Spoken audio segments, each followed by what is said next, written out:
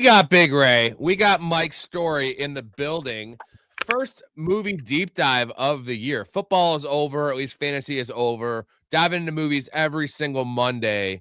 Storey, let me start you off with this. Is this an all-time comedy for you, and where does it rank? We're talking Step Brothers. Where does it rank on the pantheon of comedies for you? I understand that this movie might not be some people's cup of tea. It could be considered lowbrow, kind of cheesy, kind of stupid in some respects. But for me, this is it's the most quality, like absurdist comedy that I can remember. So it's top 5 comedies for me all time, and it's probably the most quotable movie in my repertoire. This or Dumb and Dumber for you? Because I know you're a big Dumb and Dumber fan. Yeah, I am a big Dumb and Dumber fan, but this, it's close, but it is this. So for me, I'm not the biggest Will Ferrell fan. When I say that, like some people are just obsessed with Will Ferrell. So I do love him. Obviously, I prefer him in lesser dose, right? So I don't like him to be the total lead. Where in this case, he is pretty much the 1A or 1B of this movie. Ray, is this your favorite Will Ferrell performance? Favorite Will Ferrell movie? Probably no and no. Oh, okay. What is? I personally like I personally just as a performance, I like his favorite performance is for me is I know, and I think you're not a fan of it, but in Story, I don't know if you are either, but I really like him doing Ron Burgundy. Like just him acting that character is just so funny to me. This is really good. This movie is really good just because it's like such a realistic, plot in a way. You know what I mean? Obviously, there are many unrealistic things, but there are plenty of things. Like there are plenty of people out there, I'm sure, who've had rich families and just living off them and doing their thing. Doing nothing basically, like these guys have done their whole lives. And then I was gonna say I really really like Will Ferrell in Old School as well. I know that's not him like as the centric character. That's why I'd say probably I like his Ron Burgundy more, but that's obviously like just a crazy stereotype, like 70s. Just crazy anchor, you know what I mean? But I really do like this movie. I don't even know if it's top 5 for me, but it's if it's not, he's really selling it. He's really selling it. This is my second favorite Will Ferrell performance. I've just seen it so many times and I love it. Like it's such an easy rewatch. It's like I just can rewatch it 1,000 times and never get sick of it because it's so well done. And you can dive in at any point. It's one of those movies where Dumb and Dumber, I want to watch start to finish. And this movie, I don't care where I'm at. If it's the Catalina wine mixer, I'm gonna stick around. If it's the beginning, I'll watch the whole thing. It's my second favorite Ferrell. My favorite is Old School. I mentioned that I like him in a little bit lower capacity. Old School, Frank the Tank is my all-time favorite Will Ferrell. I mean, and then I think Ron Burgundy's right up there as well. It's probably his best character he's played, just because it's so well written for just stupid Will Ferrell, which he is an expert in. So I asked you guys a question before we got in here. And I'm going to play the clip, and I'm interested to hear what you guys think. Storey, kick it off, man. I want your 3, your favorite dinosaur, your favorite non-pornographic magazine to jerk off to, and then if you were a girl, what guy would you sleep with? So it's Carnotaurus is my favorite dinosaur, favorite magazine, the Sears catalog, and then if I was a girl, it'd be Tom Cruise. Dude, He's tiny. Yeah, but get to sleep with the preeminent action star of the 90s and 2000s. Come on. The stories you'd be able to small tell. Dick for sure. Yeah, he tell you. He just talk about Scientology the whole time. Yeah, what dinosaur is that? Carnotaurus. It's like a smaller T-Rex with horns, but it's a badass. Oh, was that the one that's in the third one, Jurassic Park 3? No, that was like their hybrid version. I know, but that's badass, bro. I think I have an idea of real dinosaur. It's like I said, it's like a 3/5 size T-Rex with horns. All right, Ray, what's your 3 favorite dino magazine and guy to sleep with? I mean, I've always been obsessed with dinosaurs when I was growing up as a kid because of Jurassic Park. I really don't like. I mean, I have a hard time just like putting down one. Velociraptor, T-Rex, Pterodactyl, Triceratops, but if I had to choose just one, it'd probably be Velociraptor. Even though I know the movies don't depict what they were, but nonetheless, they're still badass birds. And Sports Illustrated swimsuit edition, just easy. Yeah, I guess that's non-porn. It's teetering the line, but I'll give it to you. It's not sold as porno, but damn well close. And guy that I would sleep with.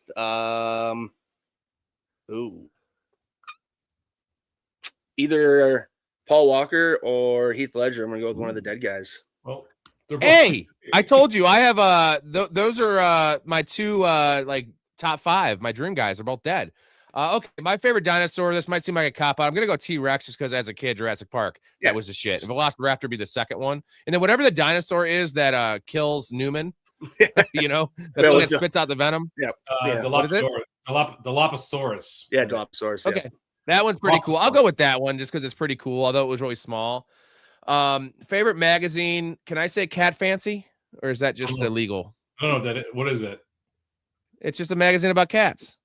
There's a magazine about cats. So Cat Fancy, you know, in Truman Show where he's getting the dog fancy magazine. Mm-hmm. I've never heard of this magazine. So basically, what we were getting at is Rob is just into bestiality. I mean, he's just announced that was the joke. You didn't get it. I know. One guy to sleep with. I'm gonna kind of go right. Ooh, Guns and Ammo's good. No, probably Sears. I had Sears written down. So Storey, I tie you there. And then how Ray was like trying to name a bunch of dinosaurs because he couldn't pick one. That's kind of my answer with guys to sleep with. Just because I kind of like them all. But I would say Brad Pitt has to be just all-time pantheon. 99 Brad Pitt, Fight Club Brad Pitt, shirtless Brad Pitt, bad boy Brad Pitt. Really bad. You down with that? Now he does. I'm telling you, 99 Brad Pitt didn't smell bad. Oh, 99. Yeah. Got it. Yeah, that makes sense. 2001 Ocean's 11 Brad Pitt. Yeah, that makes sense. There you go. Fight Club Brad Pitt. One other question for you guys. Who is the bigger loser? So when we did Dumb and Dumber, we tried to figure out who was dumber between the two characters, and we agreed that it was Jim Carrey's character, right? Was dumber. Mm-hmm. I can't remember. He couldn't read. Right. Correct. Oh, that's right. Yeah. So this one is who's the bigger loser, Brennan or Dale? Like who is like they were both bad influences on each other, but let's say if you take them apart, let's say they never got together, who was more likely to succeed in life? Obviously, probably neither, but who was more likely to succeed in life? Storey, is it Brennan or Dale? So I originally wrote down Brennan was the bigger loser because at least Dale gets a job on his own, right? Brennan has to go to his brother to get a job, but then he does well in this helicopter leasing business, and even though he would get fired without Robert there, I think that he's going to go to Enterprise Rent-A-Car where they give you the tools to be your own boss. So I think I wrote down Brennan originally, but I'm going to go with Dale. What do you got, Ray? You have a decision? It's a tough one. Yeah. No, I mean, I think it's pretty easy. It is Dale because especially the way that you prefaced it, like if they never met, who would end up becoming successful? Brennan's mom literally made his brother help him. You know what I mean? Like, and when she forced him to do that, like Storey said, he succeeded. Dale literally had no interest and intentions of getting a job ever. You know what I mean? Like, just literally like, he's like, I work with the family job, but you're a doctor. Trust me, I've been telling him that for years. It's like, you don't just just pick up the family business, and your family business is your dad's business, a doctor. Like, that's just not a thing unless you actually. Dale's delusional, to your point. He's delusional. He actually thinks he is successful. Where like Brennan knows who he is, right? He's more innocent, and I feel his like brother Dale reminds him all the time. This is a house of learned doctors. Like he thinks he's an actual doctor, and you know the story says where he beat up the giraffe with his bare hands. You know, like he's literally just clueless and just has a higher self-worth. Like he thinks he's just better than he is. So I think that alone, his ego would stop him from ever getting a job at Enterprise Rent-A-Car, for instance.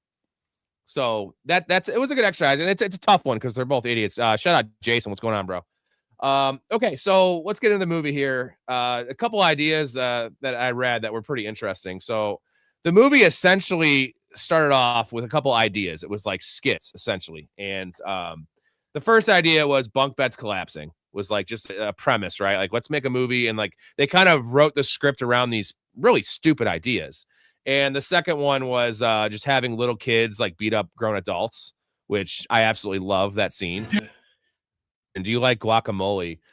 Did you guys know the original cut of this movie was 4 hours long? Because like No Planes, way. Trains, and Automobiles was like longer than that. But yeah, so there's a 4-hour cut of this movie. I know Anchorman was similar with that long of an uncut version, but like, what did they do for 2.5 hours to fill this movie? Improvising. Like the original cut. Yeah, so they must have just let improvising. They must have just let Will Ferrell and John C. Reilly riff, and then while Adam McKay in the background interjects with his thoughts too. So I'm sure those three together is comedy gold. Well, especially with Adam Scott, he wasn't supposed to like. I mean, the guy that plays his brother, that's Adam Scott, or is that Adam McKay? So Adam McKay is the director. The director, that's Adam Scott's the actor, right? That plays his brother. So he wasn't like he got on very late into the production of this thing apparently, and so like he improvised a lot of the things that he did in it. Like for instance, the whole treehouse scene, like most of that he just improvised, like talking about his abs and all that shit. Like, yeah, it makes so much sense. This thing was right, but it's crazy. Yeah, specifically, he did say like he made that up. But this is like the perfect movie that it probably is like not that big of an actual script and just like ideas, just let them improvise it. You know what I mean? Because you can tell like where they just like are cutting from like just hours of them just blabbing on. Just like apparently Robin Williams for the genie from Aladdin apparently had like 60 hours or some shit worth of taping. You know what I mean? Like insanity. I'm sure this Faded, a couple comments I want to get to. Yeah, this is just generally going to be a Step Brothers pod, and every Monday we're going to be doing a new movie. We put it in the Discord up to a vote. I'll put up like 5 movies, and you guys choose what we talk about. We will have some shows where we're going to do like top 10 movie endings, stuff like that. We mix it up. We let you guys choose what we talk about. So just to clarify there. So this movie wasn't a flop per se, but compared to what Will Ferrell had been putting out, it was a little bit, wasn't received that well. Obviously, critically not received well, but didn't make the money it should have. And I have a theory. I think this was Will Ferrell fatigue. So I'm gonna put up this list of movies. So like he was just literally spitting these movies out, man. So I think it was Ferrell fatigue. You know how like Jordan didn't win the MVP that one year and Karl Malone got it just because they were sick of giving it to Jordan every year. So I feel like people were just kind of sick of Will Ferrell. So you had Old School, Elf, Starsky and Hutch, Anchorman. Let's see, Kicking and Screaming, which is that soccer movie, which is that one's pretty bad, I think. Got Dick in it. It's got some funny lines. Kicking and Screaming, that's not that bad. Yeah, that's got Mike Dick in it, right? Yeah. That was just a 3-year stretch. Wedding Crashers, Talladega Nights, Stranger Than Fiction, Blades of Glory, and then Semi-Pro. So I feel like leading up to this movie were his 2 biggest flops in terms of like movies Will Ferrell fans didn't really like. I mean, I kind of like Semi-Pro. Blades of Glory is not great. So like those 2 movies came up right before Step Brothers. So you think that had something to do with it? Because the premise is great. Like we already saw John C. Reilly and Will Ferrell dominate together as co-stars. So like why did this movie not really like hit the mainstream right away?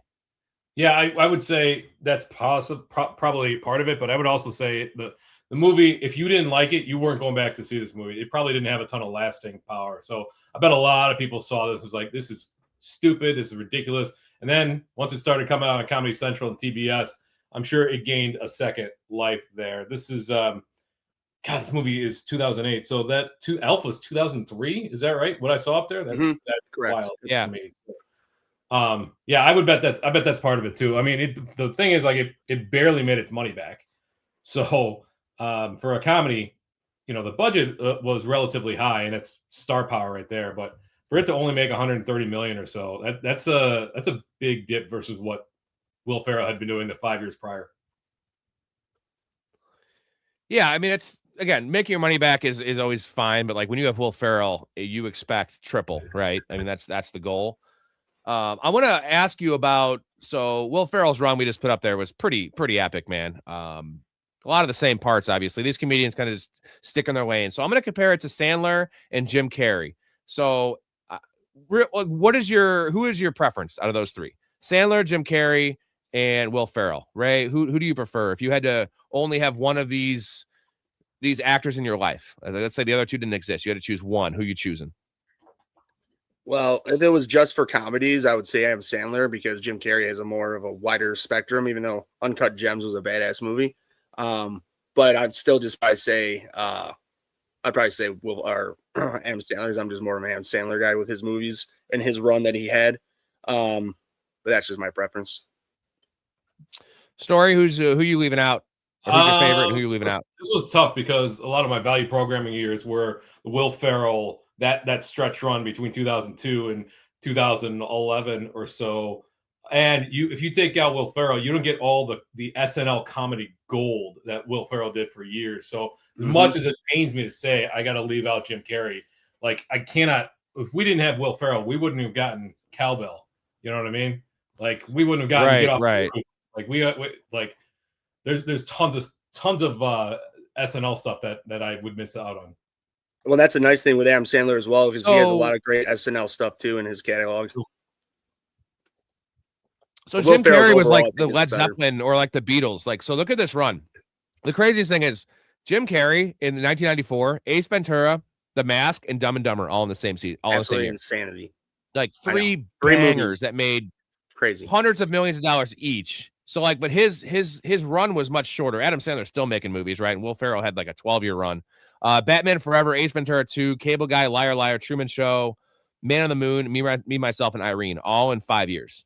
Like that's even crazier. Like Adam Sandler's run was solid as hell, but like that run, like so Sandler, we had Billy Madison, Happy Gilmore, Bulletproof, Wedding Singer, Dirty Work, Waterboy, Big Daddy, Deuce Bigelow, which I think he's just a producer on, and then Little Nicky. So it's mostly just Billy Madison, Happy Gilmore, and Waterboy were I guess three bangers. But so I guess my thing is who had the crazier run? Are you a Little Nicky fan, Storey? No, not particularly. There's a lot of Sandler stuff that I find not very engaging. You guys agree, though, that Jim Carrey's run, like that 5-year run, was the best of all of them? When you have Ace Ventura, The Mask, Dumb and Dumber, Batman, Ace Ventura 2, Cable Guy, Liar Liar, Truman Show, and Me, Myself, and Irene in a 5-year stretch. That's like all pretty fucking big movies, dude. Big movies, but like not every performance in there is worth its weight. I would say I would agree with you, but like let's not confuse Batman and Robin with like even Liar Liar, which is an underrated comedy gem. But we all agree that Truman Show is the best performance of all of the like. So you know, Adam Sandler had Uncut Gems, and like there's some other stuff that happens later in their career. Jim Carrey kind of did this right in the middle of the peak. Like this is early for like a dramatic role. I know there's comedic elements to that movie, but like we all love Truman Show. We're gonna be doing that on this very show here in a couple months. But that's what for me puts Jim Carrey above the rest for that run. Now Jim Carrey just fizzled out and like died essentially. I think he lost his goddamn mind. That's what happened, or he just like drowned in money. One of those two things.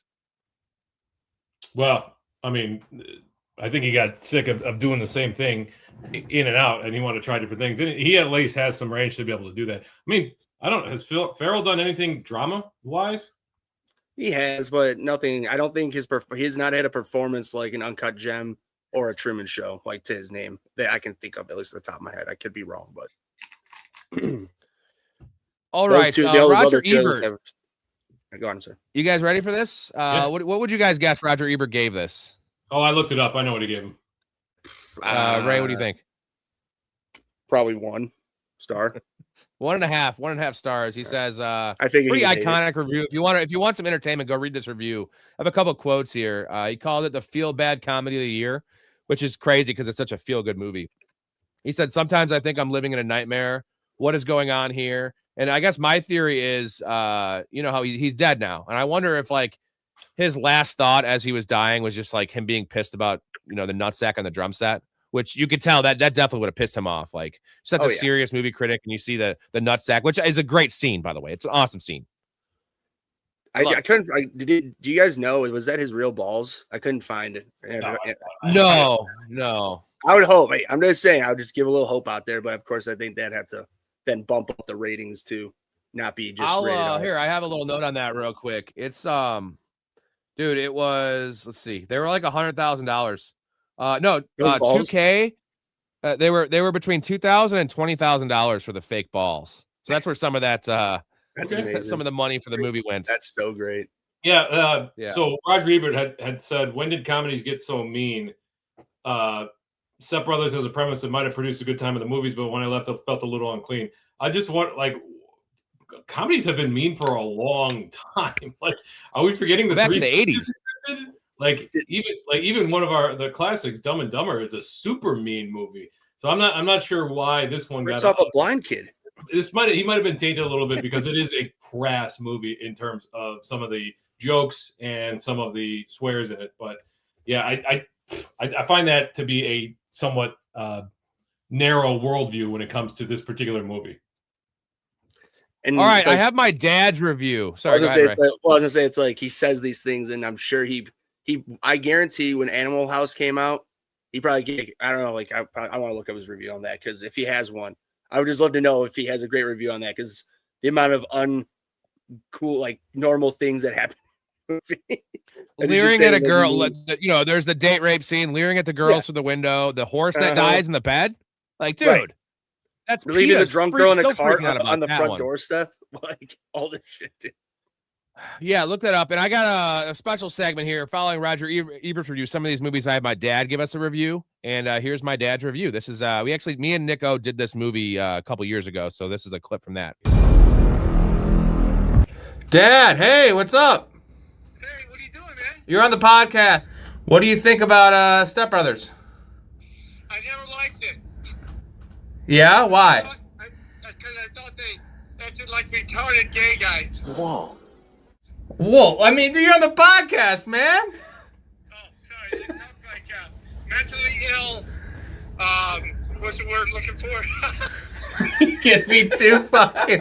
Whatever, that's going on the first cut. I love it. Don't try to get PC. We don't get PC up in here. Nothing's too much for this podcast. Okay. Have you revisited that with him since the last 2 years? Rob, you're on mute. You're on mute, Rob. Hopefully it's in 30 years from now. But when my dad passes, I want that written on his gravestone. What do you think about Step Brothers? Play that clip at his funeral. Yeah, real quick. It's pretty great. He's so happy about it. He just hates Will Ferrell. That is a great clip. Like, yeah, like you said, like, by the way, everybody, I just have one final clip to play in honor of my father. And you just go up to the microphone at the funeral and just play retarded gay guys. Not very PC. The most non-PC statement ever made. By the way, can you guys want to give a nice guess what Roger Ebert gave Animal House? 2.5 stars. I'm gonna say 3. I think he liked it. 4? Okay. No way. RogerEbert.com. Animal and National Lampoon's Animal House, 4 stars. That's wild to me. So so apparently he just has gotten correct. He became a curmudgeon in his older age. Is what it was. Yeah, correct. He evolved with the times. But that movie is so much more offensive, and like I guess this movie's probably dumber. But way like, dumber, come on, sure. Like on terms of being offensive. All right, let's get to our favorite scene here, boys. Let's see here. I have to do all this producing in real time, so I'll get the hang of it. I will get the hang of it. So here we go. Best scene. So I'm going to give you a couple honorable mentions, and then you guys can talk about your favorite ones. So some smaller scenes I love is talking to Nancy about seeing Dale. Talking to his dad about just why they have to live there, about Nancy has to move in and all that shit. And just let's say I got a luscious bead of hair going down from my chest pubes to my ball fro. And just that whole conversation, like, is I think one of my all-time favorite. I don't know. That's just John C. Reilly fucking cooking. And you really can't get any better than that. So just good, dude. The way that he go, like, because especially he's such a hairy individual that it's such an easy visual for him to say that I have a hair V going down to my ball fro. And then she says, "Oh, I've had the bull, man, I have the young buck." And she grabs up, shut the fuck up. Shut the fuck up. Another small one that I think actually might be a top 3 favorite scene for me is the first dinner scene, how awkward it is. And like the little details they put in this movie, which I love, is so good. How they're eating, the parents are eating like salad and fish, and like they're drinking like wine, and they're just having fucking dino nuggets with their specific sauces, right? And then Kool-Aid, and then Nancy's like, "Dale, what have you been up to?" Fantasy League. Dude, I was gonna say, like, the reason I love that so much is like the innuendos that those two do while they're eating to make you feel like you're literally watching 2 10-year-olds, even 8-year-olds. If you want, we can go even younger. Like having a first dinner of being a stepbrother situation, and literally everything except the vulgarity that they go on is really basically what you would expect in that same exact situation if they were actually like 8 years old, 10 years old. Dale's drinking like a Pepsi, and Brennan has like blue Gatorade, I think. Yeah, no, I think I'm gonna go. Like Kool-Aid. what they're eating is fucking awesome, and like the special sauce, how pissed he is that he doesn't want to share it, and like all the ketchup that fucking Dale has. The way they're like, eating it that's too, such just like a 10-year-old thing. Yeah, licking their fingers. Story, give me your a couple favorite scenes here. Yeah, the interview scenes I think are pretty funny. The pan situation is pretty good. The homemade bunk beds crash, the follow up to that. I mean, everybody's gonna say the dinner scene, the boats and hoes, but my favorite is probably the first night when they're in the beds across from each other, and the insults, they're trading barbs back and forth. Like, I would have loved to be on. I bet people were absolutely rolling on set, had to do multiple takes because of the insults. It's some of the funniest comedy. I do also think when Nancy and Brennan drive to the house, that's intercut with Dale and Robert talking in the kitchen. That's also a pretty good scene right there too. Not gonna call him dad. Like, I wouldn't expect you to call him dad. You're 39 years old. Like, I'm not going to. I wouldn't if there was a fire. Ray, what is your favorite scenes? So I really, of course, when after the interviews and they have to go home, and it's like, all right, well, let's go. He's like, what time is it? It's 4:32. And we need to go this other way. Why? I can't go this way. Meeting with the kids. Is that Dale Dobek? Let's make him eat dog shit or make him lick dog shit. And then, is this your butt buddy? If you're referring to me as butt buddy, then yes, I am. But I have a name, and my name is Brendan Wolf, or whatever his last name is. And then that's when the little gingerhead kid just comes up Brendan and socks him right. Huff, thank you. Yeah, and his nail just socks him right in the fucking mouth. And then, like, by the way, I love the fact that they have a shout out to old dog shit that's white. I used to see old white dog shit. I cannot literally remember the last time I actually seen that. I don't know about you two. Dogs, people. Yeah, but that one's awesome. When we get introduced to Derek in the car with them, Sweet Child of the Mine, that's just perfect acting. So good. Like, it's just a perfect introduction to how big of a douchebag this guy is. Because he's just berating his wife. His two kids are just literally like little hell demons. They're a different version of the twins in The Shining. It's just like a comedy version of them. You know what I mean? Like, and kind of similar to the kids in Talladega Nights too. Just complete opposite, right? In a way. Just right, but it's different. Yeah. You know what I mean? Like rich, bratty. Right. That's a good call. You remember the scene, the scene they cut, the Christmas scene where they asked the girl what she wants for Christmas, and she's like, "Well, I'm gonna get breast implants because I'm not totally happy with my body yet." And like, obviously, the parents are just so wrapped up in their own shit that they don't care about these kids. Although they're like dressed really well, they pay $1,200 a week for voice lessons, right? Mm-hmm. That's a cut scene. I don't think I've ever seen that. Oh my God, that's the scene where Dale and Catherine Hahn are banging in the side room, and they like bust the door, and like they're still inside of her. It's on the DVD. Oh, it's really good. It's really good.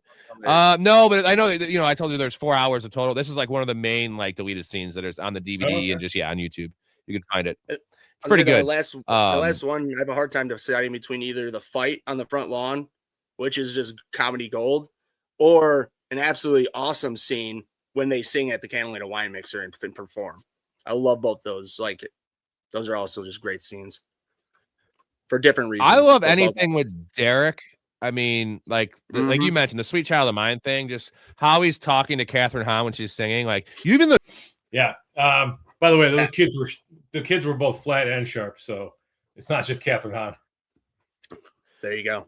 I have one late addition I added to this list that I didn't even have originally. And I watched it one more time last night, and the sleepwalking scene is the culmination of just all the shit that has happened, and like Richard is just so pissed at this point. And, he comes back to the Cheesecake Factory. He's essentially about to get divorced, and he's just fed up with all their shit. This is after the boat getting wrecked and everything that's happened.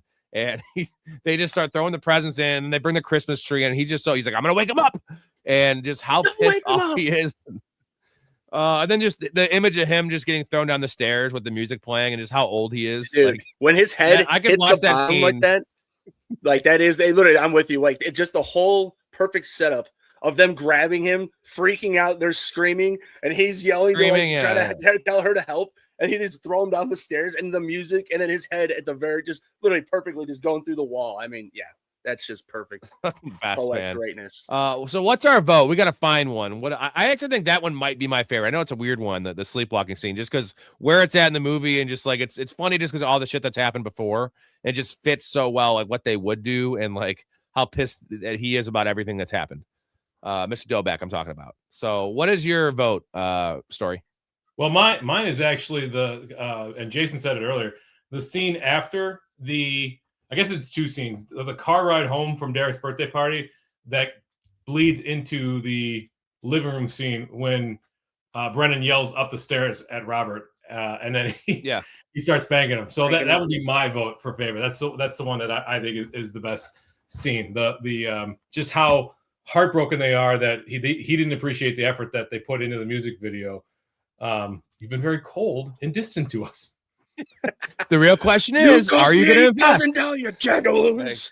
Asking him to invest after like wrecking the boat, and it's just like, you wrecked my boat, you fucking goo. But besides from the damage to the boat, which we are going to fix, they don't say pay for. They said they're gonna actually fix it themselves, right? He says it much calmer. He said, which we are going to fix. Like it's all good.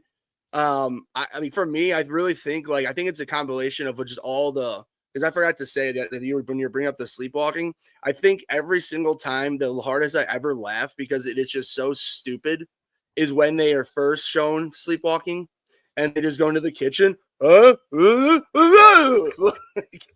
know that's very simplistically stupid, but just that with the combination of what we just talked about with them doing every time they're sleepwalking, I laugh just every time. But I know there's smarter, better stuff. But just I don't know. That's just so easy. It just makes me laugh every time. But it's. But I mean, I know it's probably the dumbest answer, but it is the boats and hose. Is just that was so unexpected when that happened. Between the whole music video, the ending, the aftermath scene in the car. I mean, that is epic writing right there. Yeah, I'm gonna. If we're voting on it, I would go with that as well. The boats and hose music video, the lead up to the actual music video itseltle, the ending. Yeah, it's literally that beginning to end, because at the dinner and then end the car, the music video and the before and after is, I know tend to do 3 different scenes, but oh my god, all that together is just, and the cultural impact. How many trivia nights have you been to where somebody names their team Prestige Worldwide? I'm sure too many to count. Right. And it's the big payoff of just the reveal of them wrecking the boat. And let's not forget, before that, you have the awesome bathroom sex scene with Catherine Hahn, where she's just riding it and then she pees in the urinal and she's just, woo! God, you're magnificent. I love that, dude. Catherine Hahn, fucking awesome. I can't wait to talk about her later. So Jason gave a super chat here. Need any fertilizer? I got a lot of it, 20 tons. 60 so tons. That's the scene where Derek's trying to sell the house and they're totally trying to sabotage it, right? Mm-hmm. So I'm gonna jump to a category ahead here in terms of our pee break scene. So this is the scene we want to skip the most. Now I do love that quote, but I actually had this as my pee break scene because it's so hard to pick a pee break scene. This movie's pretty tight, and I don't want to miss a second of it. So that would be probably mine. Do you guys have one? I mean, it's hard to pick in this movie. It's probably the first sleepwalking scene. They just felt like physical comedy for the sake of having it's stupid as hell. Nancy Riley. I could skip that one. I could also skip the white dog shit licking as well. I don't know. I'm not a huge fan of that one. So you don't like them getting their ass kicked? That is fine. I guess it's the just dog licking, the shit licking at all is bad, but the whole conversation's awesome. Yeah, the whole conversation's outstanding. You don't like seeing the actual shit. I just don't like seeing I just figured that's all part of the same scene. You're not gonna get up in the middle of that to go pee But I guess if you know it's Yes, coming. it was only a few seconds. All right, so I'll take that off the list, and I'll just go with the No, because That's I mean, we're talking about what you've it seen is. the movie, like it's coming. It's like, all right, he punched him. They're about to lick the dog shit. Let me go take a piss because I don't need to watch it. So that's a Get fair. a bottle of water. All right, moving on I to was saying- casting What If. Story, what did you find for this? Oh, yeah. Literally, what do you got, You Ray? want to ask me my pee break? Got it. Oh yeah. Oh shit, my bad. What's your pee break? I had a hard time. I just chose There's a lot one going on here. I know. I'm saying I just chose one just to choose one because for the sake of it.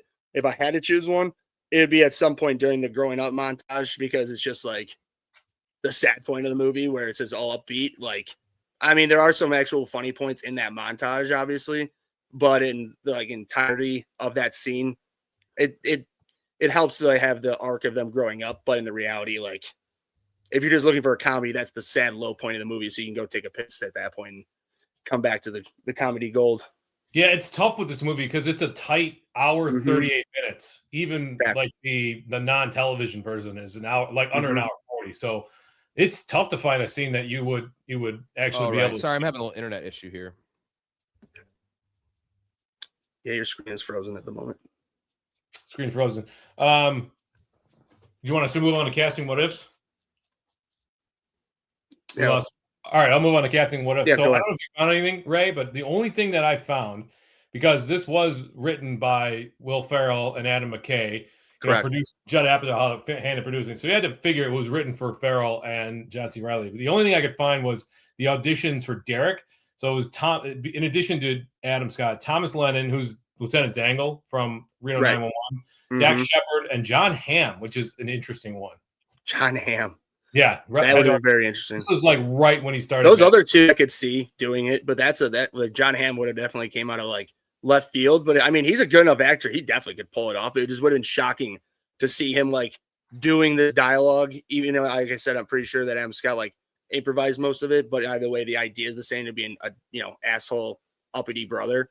So that would be interesting. But I could see those other guys doing it pretty good. Yeah, I mean, and John Hamm is he's proven he's got comedy. I would have liked John Hamm.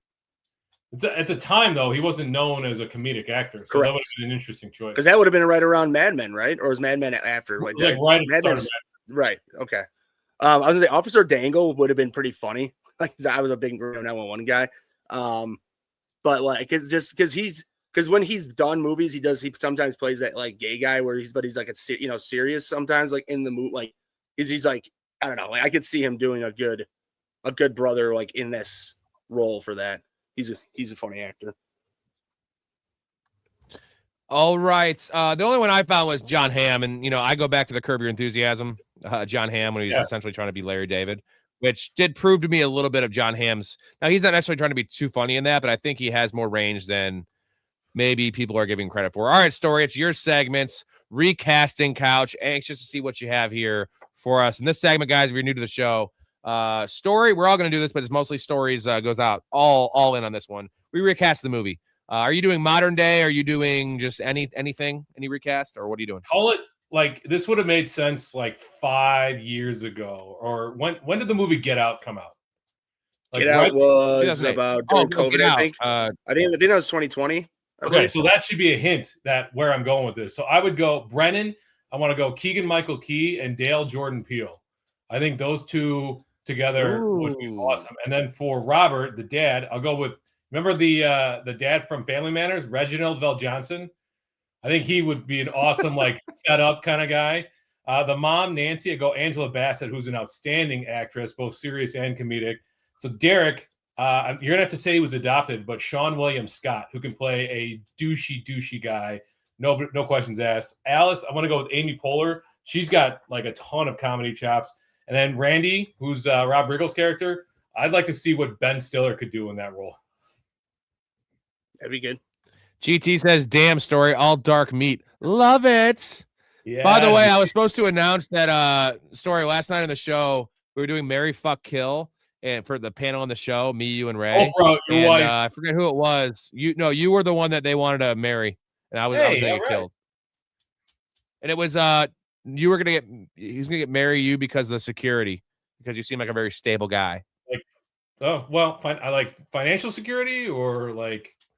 I think just Whatever. everything. Not mental, yeah, just everything. mental stability, All the security, security. and money. Just don't bother Financial me stability, from security. 11:30 a.m. on Sundays until after the podcast is done. Fair enough. Ray, did you recast this? Not as far as he did. I for the dad wise, I mean, I know he's older, but like if Jerry Stiller, like, Oh, that would have been good. Well, I he's mean, dead. like, I know, but I'm like, but like, I guess like during Seinfeld age, because that's pretty much probably the same age that this guy was during this movie. So that I think that age, like, that would have been pretty funny. For the brothers wise, I thought that maybe like going with the, I was thinking of like, I wasn't just thinking of SNL when these guys, they were on SNL together. Bill Hader and Andy Samberg. I don't know if you guys like those guys. Dude, I love Bill Hader and Andy Samberg. I think that they would be pretty good at that. And this next two would be a little bit difficult because they're not necessarily the same age right now. But if one was a little bit younger, I think it'd be pretty good. It would be Danny McBride and Shane Gillis for a more current thing. Especially I was trying to think of somebody else maybe other than Shane Gillis. I like Shane Gillis, but I think Dan McBride for sure.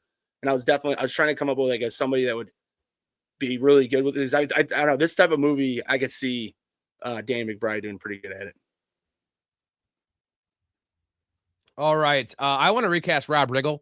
Not a fan of Rob Riggle. I know it's kind of a hot take, but give me Zach Galifianakis. Yeah, Rob Riggle's not very funny. No, I'm funny on Rob Riggle. Rob Riggle. This movie kills it. You're out of your mind. Yeah.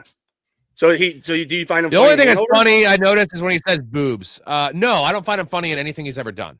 I don't know. He's just not my guy. Don't like him. Dude, he's funny in Hangover. I don't know why. Whatever. I don't think he's very funny. I never laughed at Rob Riggle. In your heart. Bill Hader is much funnier than Rob Riggle. Okay, so Zach Galifianakis for that part.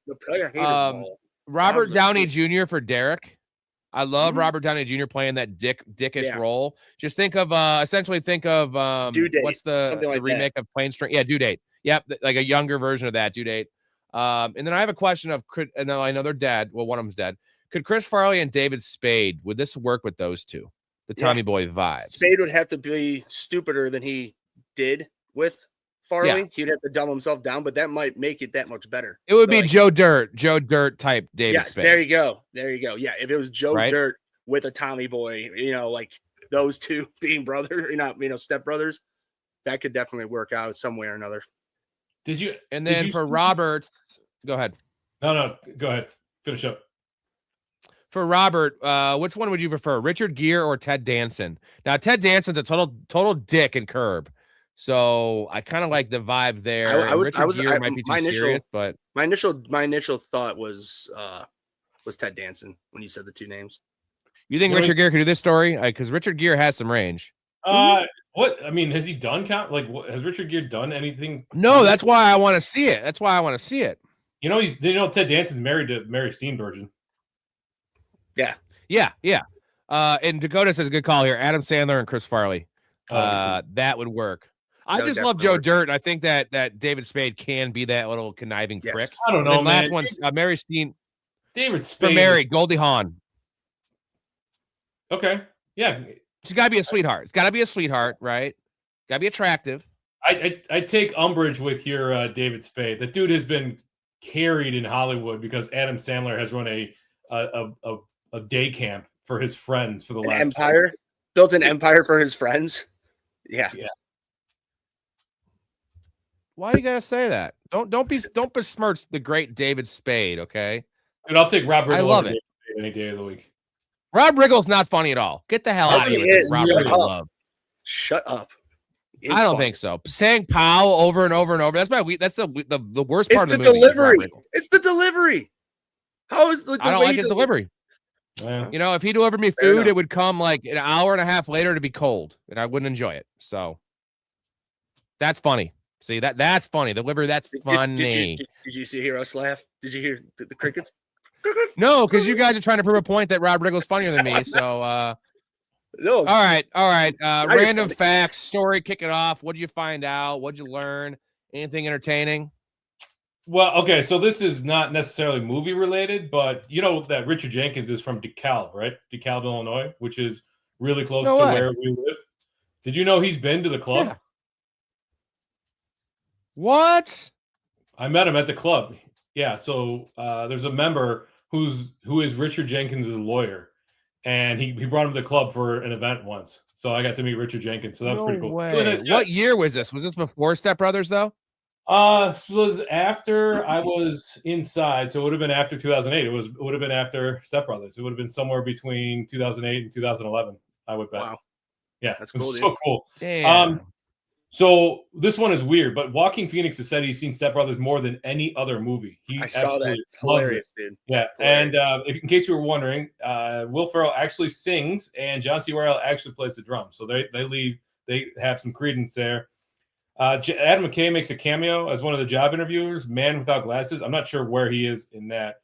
And then this one is kind of wild. The Catalina wine mixer didn't exist prior to the movie, but was invented after the movie, and now is an annual event in Catalina, on Catalina Island.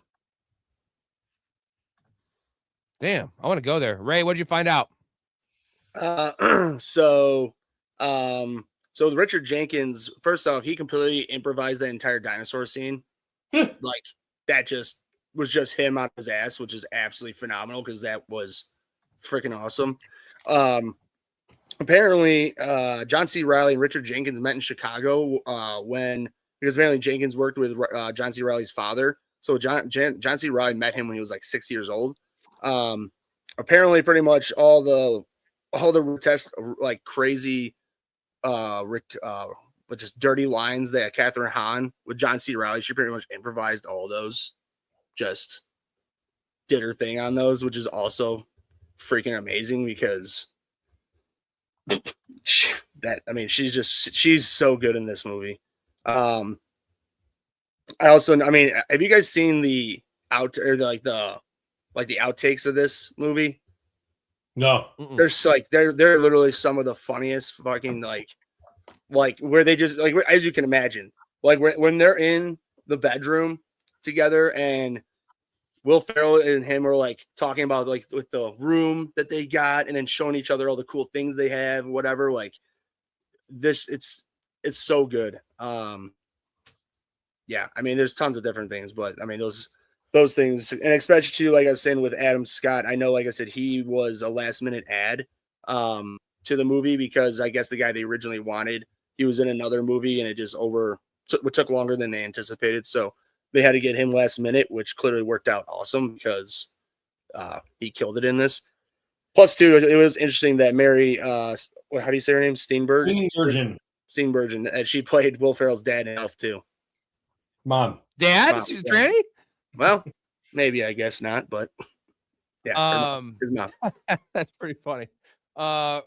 Real quick, to wrap up your dinosaur monologue comment, which I love that scene, by the way. Like, again, Richard Jenkins like makes this movie. Also, shout out Richard Jenkins. He's awesome in everything he's in. Love him as a comedic actor.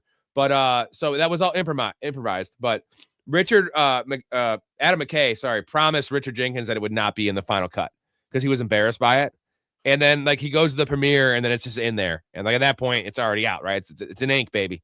So he was pretty upset about that he like did this whole thing about the dinosaur. I think that Adam McKay like told him to do something about a dinosaur, and then he like totally just riffed it. And I just love that scene where he's like, "Your dad, you're human. How is that a skill?" He's got his hands. He's like, and the best part about that quote, we talking about the dinosaur thing. He's like, he essentially admits he was 17 when he did this. He's like, right. And then I was, he's like, you gotta get a job, and he's like, okay, I'm 17 now, and in 17 more years I'll get back to it after I study fucking medicine. A couple of other things. John C. Reilly actually cried during the divorce scene. So John C. Reilly, awesome, underrated actor. Awesome. I love him in everything. Perfect Storm, he's great in. Have you ever seen a bad John C. Reilly performance? I have not. No. Boogie Nights. Epic. Yeah.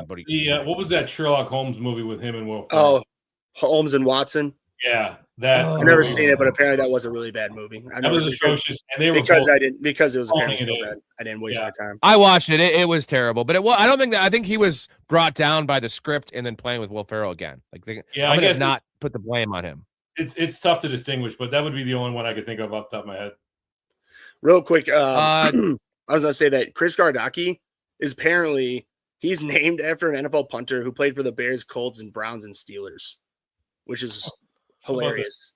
And then also the sword was signed by Randy Jackson, No And way. apparently- Was he really? Yeah, and then apparently, like after the movie came out, a ton of people just started coming up to him with samurai swords, katanas, just to You're not gonna not get Randy Jackson's autograph. That's great. He's walking on the street. You got people with swords running at you. Todd, You're like, okay, this is I'm Movie about to Monday. We die. will answer your question though, bro. Taj wants to know: do you think the 49ers match up well against the Eagles? Yes. Story, they match up well. So obviously the strength of the Eagles is their defense, and the strength of the 49ers is their offense. So this is one of those immovable force versus unstoppable force versus immovable object situations.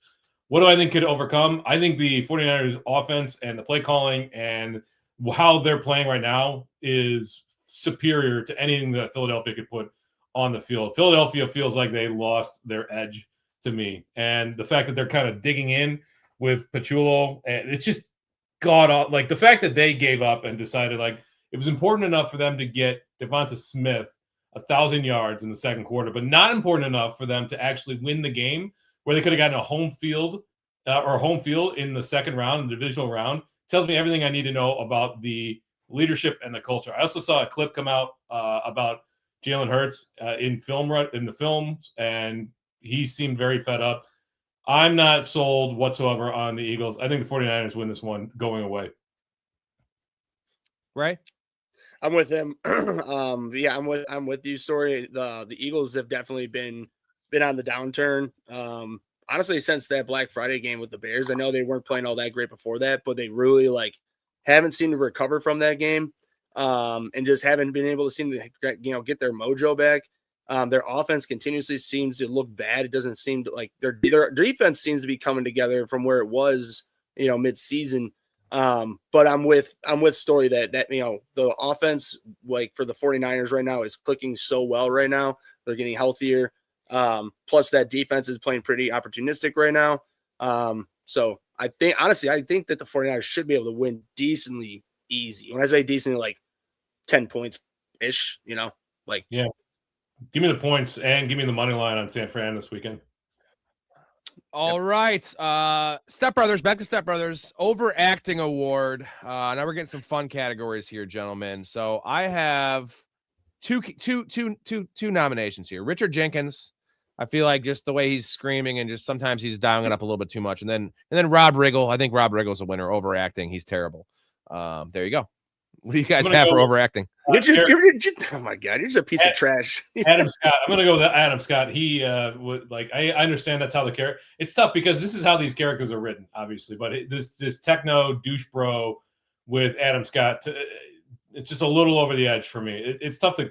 This one is a tough category, but this is what I'm going to go with. Oh no, Rob Riggle. Dakota, no. thank you. Thanks, man. Dakota. Dakota knows balls. All right, he knows balls. Movies, actors. He knows comedy. So my overacting award, I do also have Rob Riggle because every time that they have him on the screen, but it's on purpose, Rob. Like he's overacting because they want him to overact. They want him to be the most absurd. Well, maybe. I mean, it's pretty obvious. I'm gonna nudge him down like Kobayashi. Like what the fuck? Who the fuck comes up with that? You did it so much better than him. You're funny, dude. That's funny. And Catherine Hahn, bro. Every time Catherine Hahn was on screen, she just absolutely killed it with her comedy and just the overacting of the dramatization of her love towards Dale. That Adam Scott just hates her so much that he like would sort of be like, "Why are you asking about him?" Even though she would literally, if he paid any attention, she was basically like drooling over him. You know what I mean? But she just hates him so much. He hates her so much and just doesn't care. So it's I think shove you in a little ball and just shove you up my vagina. So you'll be safe in there. It's all warm and your little hairs. All right, Heat Check Award. So I'm gonna give you guys a couple nominees. I think I'll cover everyone here and you guys pick. So the little kid bully, who is pretty awesome. Alice, I think Alice personally is the winner, but that's Catherine Hahn. She's going for it in every single scene.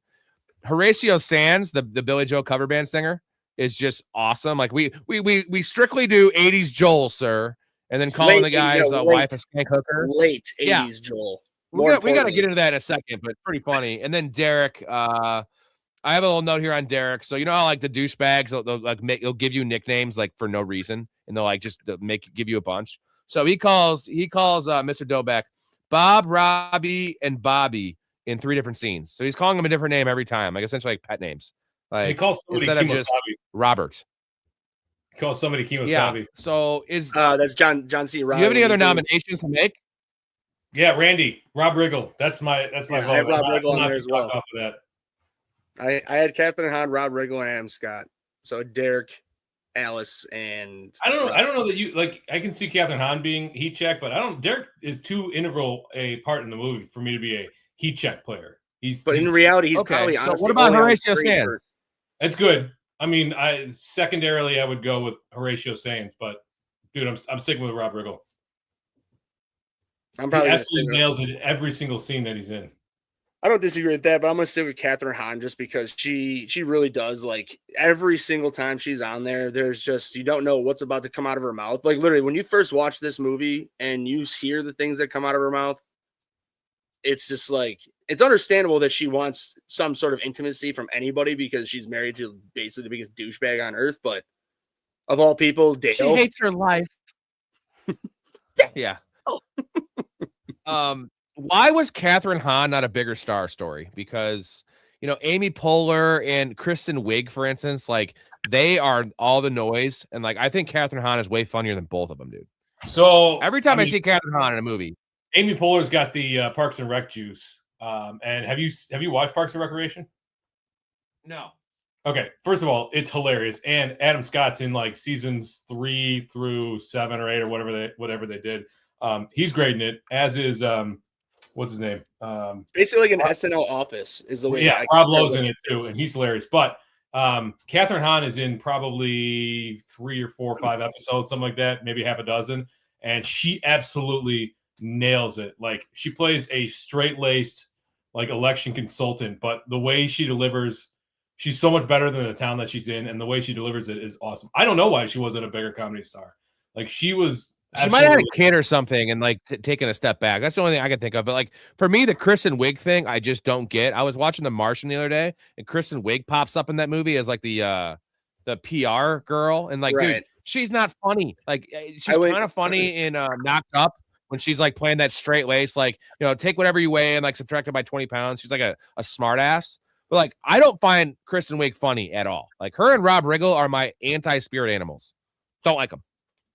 I was gonna say, I know that Catherine Hahn, she dipped her toes into Marvel. She got her own series in Marvel. On Disney. You can say it all you want, but how much money she fucking makes from that. So roll your eyes and say that all you want. She's laughing your ass to the bank, my friend. Yeah, it's fine. Cool. Congratulations. Hey, give her more respect so she gives us money to fund us, all right? Yeah.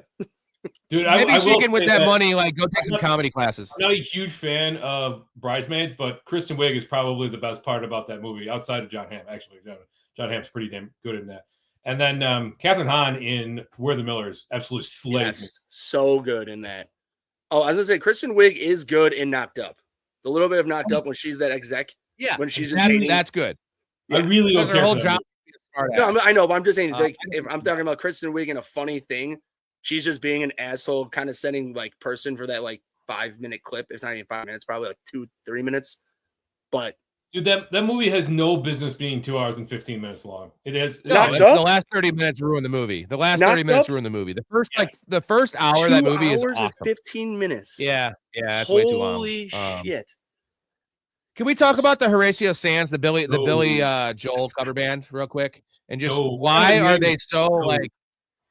Why is it only late 80s Billy Joel they cover? Like that's such a specific like do all Billy Joel or do like all late 80s. Like so they're only playing like 2 albums of Billy Joel. That's all they play. That's all they know.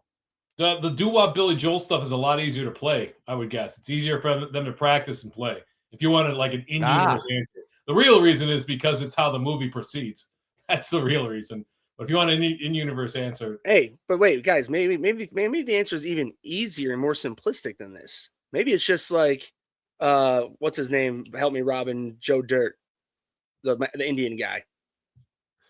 Oh yeah. Whatever Snakes and Sparklers guy. I know him. Yeah, as. but I'm saying he's like I got snakes and sparklers. He's like, well, it's I not. just He's like like, them, yeah. that's what I like them. It's like it's not about what you like, man. Like, and like obviously they. Right. It's really funny because like when I really did think about that scene after I watched this movie many times because when Joe Dirt's telling us not about what you like, literally immediately when they announce we're a late 80s Billy Joel band, immediately the one guy screams out a song that is not late 80s Billy Joel, but is a very famous song. And he's like, hey, guy, didn't we just say, all right, late 80s, just go with it, okay? Late 80s Billy Joel sucks. Hey, get you and your skate hole. Let's keep it, Joel. Let's keep it in the late 80s. All right, hot take. You know what my hot take is, guys? I don't think Rob Riggle's my hot take. Yeah, that's a terrible hot take. Not in this movie in general. I don't think he's funny. I normally don't call hot takes terrible because, they're hot takes, but that one is an objectively terrible hot take. You could interview 100 people on the street, and 100 people would say that's a terrible hot take. Those 100 people don't know comedy. This one is certainly very subjective, but I think the people that haven't yet watched Step Brothers or those who say they dislike it are mostly doing it to be contrarian because the movie has such a cult following. Like when everybody tells you that this thing is hilarious, I get that people kind of put their defenses up, but my God, this movie is laugh out loud funny. I've seen this 36 times, just bits and pieces on Comedy Central and everything, and I still laugh at the very first scene. It's ridiculous. Where my story was going. Ah, damn it, Dale. Eat a fish. Sorry, Ray, I cut you off. I thought I timed it good. You did on purpose. You do it normally. I'm joking. But anyways, I was going to say that Story. I am one of those people just for one thing only when I was in high school. So I'm saying I agree with what you're saying with that take is that because like when I was in high school, remind you, so Rob was a senior and I graduated in 2009. There were people in my high school telling me straight to my face that Dave Matthews Band is the greatest band to ever make and play music, and it's not even close. Well, when people had a bold face to tell me that, right, look me in the eye and say that, I just automatically took the left turn and just hated him. I really didn't hate him. I don't mind his music, but I like when people are like, oh, my favorite band, DMB. I'm like, yeah, he fucking blows. What? How dare you? I'm like, nah, he sucks. Like, but I'm just saying, I think wake up in the morning. I release my dumps on people.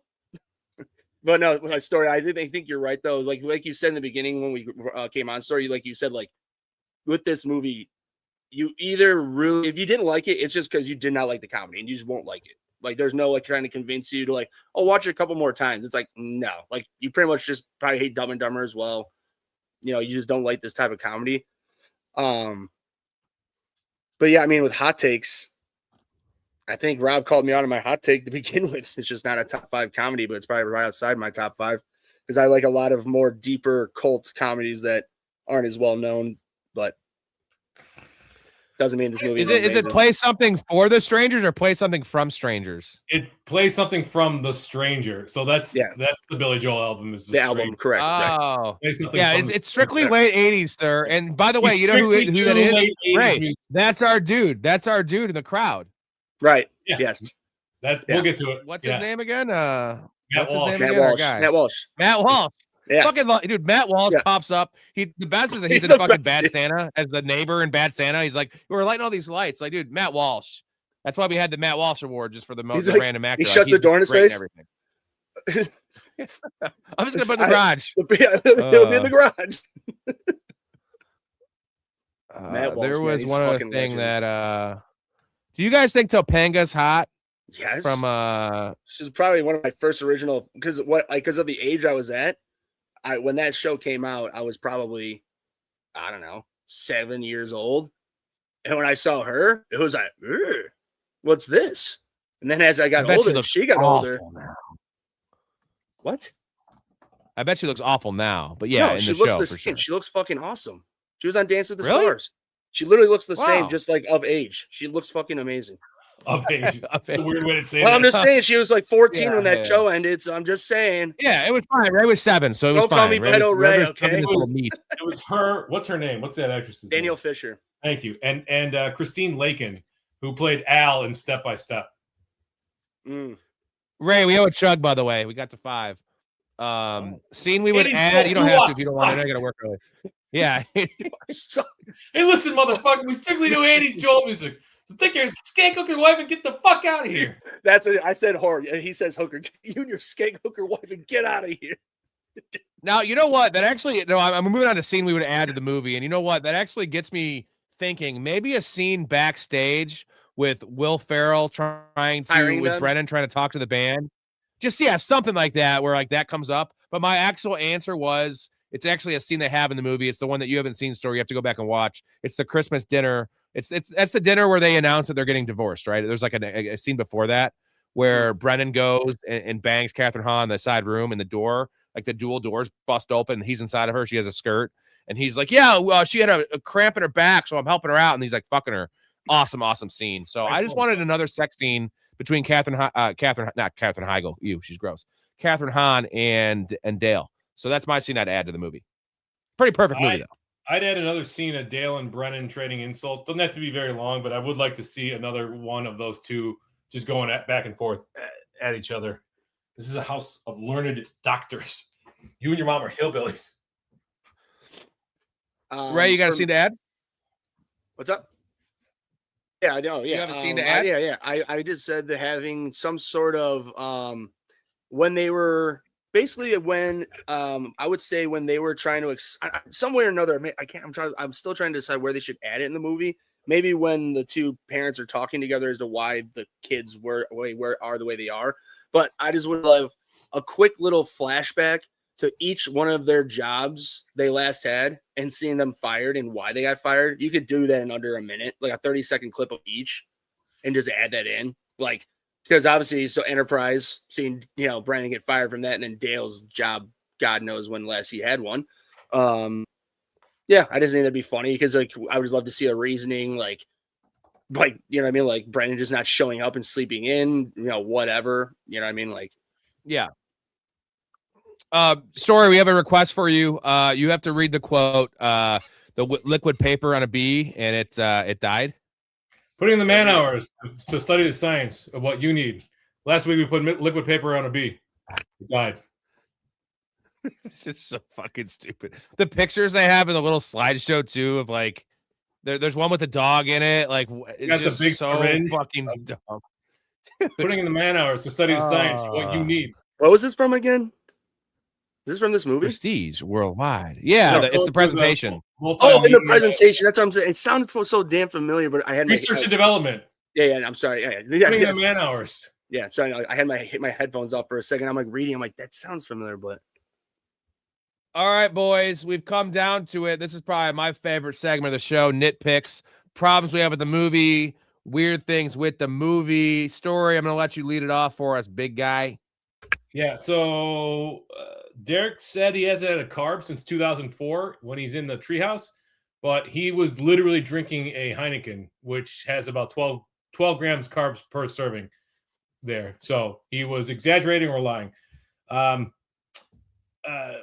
This is an external problem with the movie, but it's on cable too often. It's one of those movies that I cannot kind of turn away from, but you miss out on all the good R-rated jokes and language in there. So during therapy, Dale makes a reference to Good Will Hunting and said that Ben Affleck was his best friend. You guys remember that? Well, Ben Affleck starred in Justice League with Amy Adams, and Amy Adams appeared in Night in the Museum, Battle of the Smithsonian with John C. Reilly. So literally 2 degrees of separation right there. So how could that exist? How could he know about Ben Affleck in real life? Derek says, "Bomb it down the fairway, bitches." About a 3-wood? Who's knocking a 3-wood on a regular basis down the fairway? Like, why would they give him a fairway wood there? And then in the scene, the second sleepwalking scene, the tree and the presents are shown downstairs earlier, but Dale and Brennan managed to get all the presents and the tree into the master bedroom in seconds. So I don't know how they could have done that without teleporting. You yelled rape at the top of your lungs. Mom, I honestly thought I was going to be raped for a second. He had the craziest look in his eyes, and at one point he said, "Let's get it on." That was about the fighting. I'm so not a raper. Ray, you got some nitpicks for me? Yeah, number one, 0% chance that they don't get in that car crash and all die. during singing, especially like if you like actually take a good look when they swerve, like they make it really close. I have a feeling they might have like done that scene a couple times to try to get the car almost crashing. But there's just no way. I wish Rob Riggle was in that car. If Rob Yeah. Riggle was driving, I'd approve of that. Sorry. No. Bad take. Just in general, to be honest, I guess this is a nitpick for me as a human being, but I literally could not have a job for like as long as Dale did, you know, like decades. Just I don't know. It's just to do nothing for that long. It's just a nitpick for me as a human. I know that's not necessarily like a major thing, but it's just I don't know, man. I could not imagine not working, like just literally doing nothing. I don't know. I'm not working right now. I put a lot of time in the pod, but he didn't have a pod. He was coaching one baseball team, fantasy. Yeah, that's his job. That's what he's doing. That doesn't take full time, my friend. No 40 hours a week. But in general, I mean, I'm ready for my. You got any more? No, go ahead. Sorry. No, go ahead. No, I'm I done. Don't worry. Forgot to put in here. I forgot to put in weak link of the film. And by the way, we're changing this award to the Rob Riggle Award, the weak link of the film. No, we're not. If you're getting rid of the Matt Walsh Award, you're not changing shit to Rob Riggle Award. Well, do you guys have a weak link? Did we talk about this? We didn't talk about this. No, but I put the mom just because I got the whole movie. Like, I feel you could replace for many different actresses. She does it well, but like, yeah, just saying like the way that they wanted her to act in this movie, a lot of different women actors could have came in and done the same thing. In my personal opinion, I went with Andrea Savage. She plays Denise, the therapist. Yeah, pretty hot, but nothing special. Yeah, as long as you find another good-looking woman who can just do the monotone, just like, well, that, you know, very calm, like that just has nothing to do with anything. That's just delusional. You don't know me. I want to make bank, bro. I want to drive a Range Rover. He says that. You can tell he's like thinking about it too in his head. Yes. He's like, what would be an acceptable answer? My brother would trying to get the parents back together. No, like, what do you know? What wants his brother to hear? Like, yeah, man. I want to make bank, bro. I want to get girls, bitches. I want to drive a Range Rover. If I ever have another job interview, which hopefully this podcast works and I won't have to, but I'm going to get interviewed. I'm going to film it just for the show, and I probably won't get the job. But they're going to ask me, like, why do you think you're qualified, or why do you want this job? Be like, I want to make bank, bro. I want to drive a Range Rover and see if I get the job. And maybe, hopefully, if they're a Step Brothers fan, they would fucking hire me. Yeah, you very well could. But somebody's saying, like, what's the difference of you walking in and a guy having a Chicago Cubs thing on, and you're like, oh, hey, the Cubs, or like 311, you know, we love 311. That'd be more of a deep dive thing, like, ooh, 311. The guy's like, yeah. Whoa. All right, you guys ready for this? This first one's huge. So, you know, the talent show thing where they said that he has a mangina, right? Brandon has a mangina. So it's impossible because Derek couldn't have won the talent show with Ice Ice Baby in 1986 because the song wasn't released until 1990. So the movie is 2008, and he is 39 years old. So 22 minus 2008 is 1986. So well, the song isn't even out yet. Do they ever say what year the movie takes place? Maybe it takes place in the near future, 5 years in the future from 2008. No, it's not a futuristic movie. Don't nitpick my nitpick. Okay, all right. No, I think they didn't think hard enough about it. You know, they didn't do the math long enough, so it's a continuity error essentially. But come on. Yeah. They didn't set any precedent that it's in the future, because that Callaway 3 Wood, that was definitely a 2009 model. I'm a golfer. So I thought that was a deep dive, and I'm going to pat myself in the back for that one. Thanks for shitting on my nitpick story. Well, 2009 model. You know what? Guilty is charged with the story. Rob, real quick. Yeah. Guilty as charged. You know what that's from? The no. Well, hard. Oh. The best quote though is not like ruining the story. It's in possibly the evening. That's such a condescending comment. Like underhanded fucking. He doesn't know a fish. He doesn't know a fish is a. All right, I got two more. Right, are bonita fish big? Like, what's this guy's deal? So two more comments, two more nitpicks here. Why didn't Mr. Doback kick him out earlier? Like, I get why Nancy didn't, just because she's such a sweetheart, right?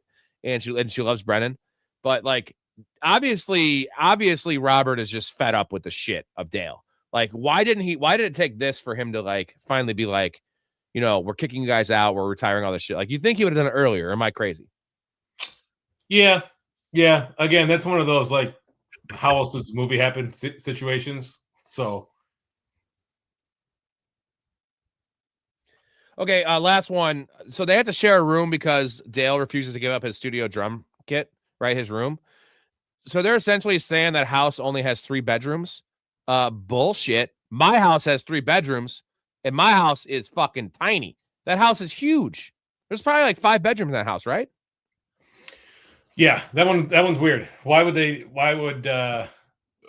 there's probably a study downstairs, a basement, whatever. That one is weird. Because it's not a ranch. They show the view. It's like one of those weird, like 2 stories where it's all 2 stories, though. It's like all equal. So essentially, it's the layout of a ranch, but it has 2 stories. That fucker's got 6 bedrooms, dude. But here's the thing. It's for the story. But we're talking about learning doctors here, talking about things like this. So we're probably talking about, rooms considered will become offices. Hence, again, they're letting Dale, who doesn't work and does nothing, have his own office. In reality, the biggest nitpick would be if you want your own fucking office guy. I mean, if I were Brendan, I'd be like, put your bed in there and live in your damn office then. Fuck you. Like, I'm not living with you. I'm 42 years old, a loser myself. I'll jack off in here alone. I don't need you with my night goggles watching me. Even better. We have them when we're 40. All right. Moving on to best quote. This will be entertaining. Big Ray, give me your best quotes.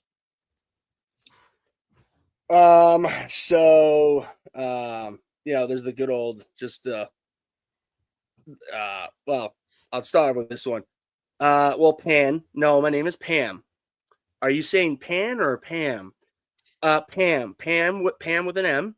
Panned. There's a D at the end. No, there's no D. It's Pam. It's like a combination except PANM. Like I'm just saying that whole scene, like that particular, like how can you not understand? I don't know. I don't understand that. There's great writing to like not understand Pam. It's literally 3 fucking letters. Well, remember when Will Ferrell at the dinner is also mispronouncing Robert's name? He calls him Robin. Yeah, right? And then he's like, no, it's Robert. He's like, Robin. He does the Robin. It's kind of a callback to that, right? Yeah, don't go with Mr. Doback. Doback. And he calls him Doback. It's so funny. Okay, Doback. Sorry, Robin. Yeah. I mean, just the whole. He's just like, so you're telling me I have a belly full of white dog shit, and you're selling the house, and I gotta move out? What the fuck is going on here? And we have to go to therapy? Right. I mean, and we have to go to therapy. And also, who's driving my boat? Dad, shut the hell up. Please shut up. Yeah, please shut up. And then, of course, you get a divorce? Of course. These two are like the 2 biggest dickheads ever be alive. Like, of course it's their fault. Got the 2 biggest dickheads in the world living in your house. I swear, I'm Storey, what do you got? At my mom, as soon as she's age, I'm putting her ass in a home. I'm putting like he has any authority to put her in a home. You know what I mean? Like I'm adding ass. That is a really dark statement, but he would do it too. Oh yeah. Yeah, we've covered a ton of them that I had written down. I've got 10 here, but I think an underrated line is when Brennan gets asked if he's good at singing. He says, "I've been called the songbird of my generation by people who've heard me." So who's actually calling him that? Because his mom's only heard him sing twice. And then my second favorite line is the little girl at the playground who just spouts off, "Shut your mouth, S.A." Like, I don't know. It's so unexpected. Literally, like there's no Hispanic people involved in this, and like this little white girl who's probably 8, 9, about like 9 or 10. Shut up, S.A. It's like, whoa. Okay. And while my favorite line is the band singers, "Hey, listen, motherfucker," we did that one already. Yeah. The whole scene with Brennan and his mom in the car, Robert better not get in my face because I'll drop that motherfucker. You don't know any Johnny Hopkins. I used to smoke weed with Johnny Hopkins. You don't know any Johnny Hopkins. It was Johnny Hopkins and Sloan Kettering. We used to smoke that shit up every day. Northwestern and John Hopkins. I used to. Is that good enough for you? Is that good enough for you, Brandon? No, it's not. My all-time favorite one is the Dad, we're men. That means a few things. Men talk about and do. Well, and dude, by the way, I really feel like that really had to have been a major guy, like roommate quote for a long time, especially when guys would move out to get in and either to move in with their girlfriends, and basically more importantly that like, hey guys, time's come, I gotta move out, next step. Hey, if you do that, you'll be able to shoot the door open, make beef jerky. That's what we do. Ray, we literally never done one of those things once. And that's why this my movie dad is so great. Go ahead. Richard Jenkins, like he doesn't try to play a foil to an out comedy Will Ferrell and John C. Reilly. He's just straight. He's straight until he reaches his boiling point, and then he just explodes, and it's hilarious. Speaking of exploding, my dad shits with the door open. And growing up, I have 3 siblings. We didn't have a lot of people over, but sometimes people would come over. And, we had 3 bathrooms in the house, but there was one on the bottom floor, which is in the main hallway. And he would just it was a small bathroom, just a single bathroom, no shower. And he just shitting with the door open, dude. And like, he didn't get his house, right? Which makes sense. But like, as you said, it's my house. Like, I'm shitting with the door open. I'm like, why? Like, he actively like prefers to shit with the door open. Because awesome. He doesn't want the stink of his own to encase him. Oh, that's a good one. All on you. The fucking Catalina wine mixer is just like a thing people say. Did we just become best friends? And then why do you have Randy Jackson's autograph on a martial arts weapon? Just like, you're not going to not get Randy Jackson's autograph. And then the drum set scene we touched on earlier, but just and I know the Cops doesn't start till 4. Hey. Hey. Why are you so sweaty? I was watching Cops. Not supposed to have your feet on the couch. Also, but literally right before you said this thing, I was literally about to say, why are you sweating? I was watching Cops. I feel like that's a very, very over, like, not in a bad way, but people use that quote all the time, just in friendship things. Like, that's a very Cops is a great show. Cops is a great show. Bad boys. Typically in Jacksonville. All right, unanswerable questions. Unanswerable questions. I got a couple here. I'll lead it off with. How many times a week do you think these guys jerk off? So who jerks off more and how many? Asking you guys. One a day is 7. I think it's over 10. They're 1.5, 2 times a day, right? Oh, I was going to be upwards of 3. That's how they have nothing to do. They have nothing to do. Yeah. Parents are gone most of the day. The opening scene where as soon as the mom walks out. I'm watching the lady, and then it's fucking it's a yoga. So he's jerking off to yoga lady, which is not much. And then obviously Dale has that crazy collection of fucking Hustler magazines that are collectibles, and he's like, you're wrinkling the page. So, but he's not checking up for those. If this is the end, shows us anything. You just can't control your loads. Yeah, 20 times. Does that sound about right, Story? Those are rookie numbers. You got to pump those numbers up. Like I said, man. What is a healthy amount? What do you guys think a healthy amount is to jerk off a week as a man? Well, once a day, 7 times. There are studies that have indicated that up to a certain extent, ejaculating once a day is good for overall prostate health. So take that for what it's worth.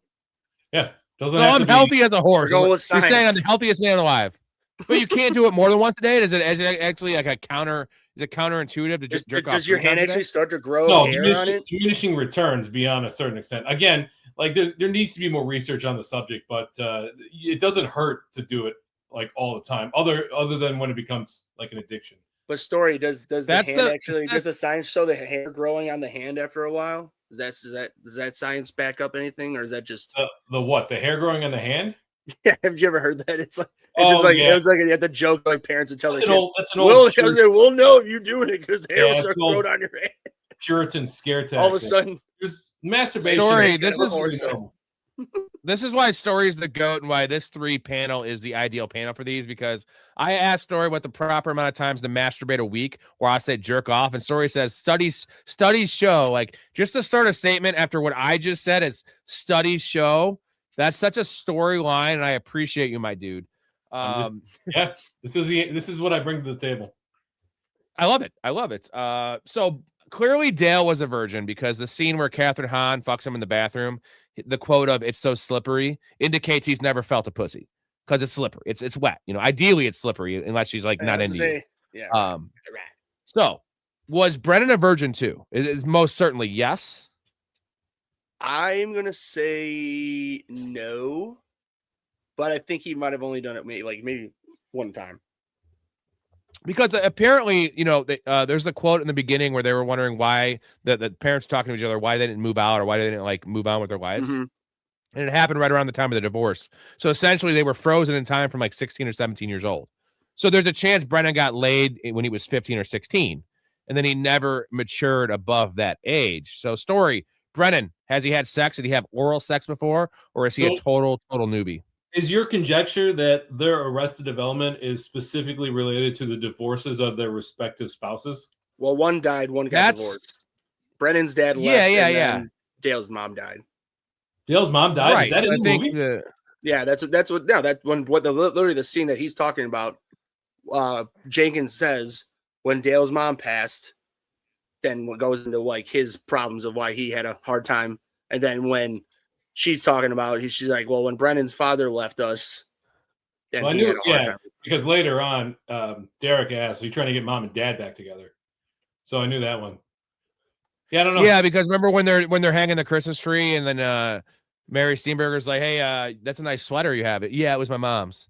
So like, clear, yeah, she died. So I'm saying like the divorce and then the death, I feel like kind of it's traumatic for these guys. Oh yeah, no, they equally have their very traumatic problem that equally held them down to not mature past that, which is really interesting. I mean, because you know what, I really feel like Derek honestly fucked Brennan really with mentally when he did the whole the mangina thing. Yeah, Storey had the perfect reaction.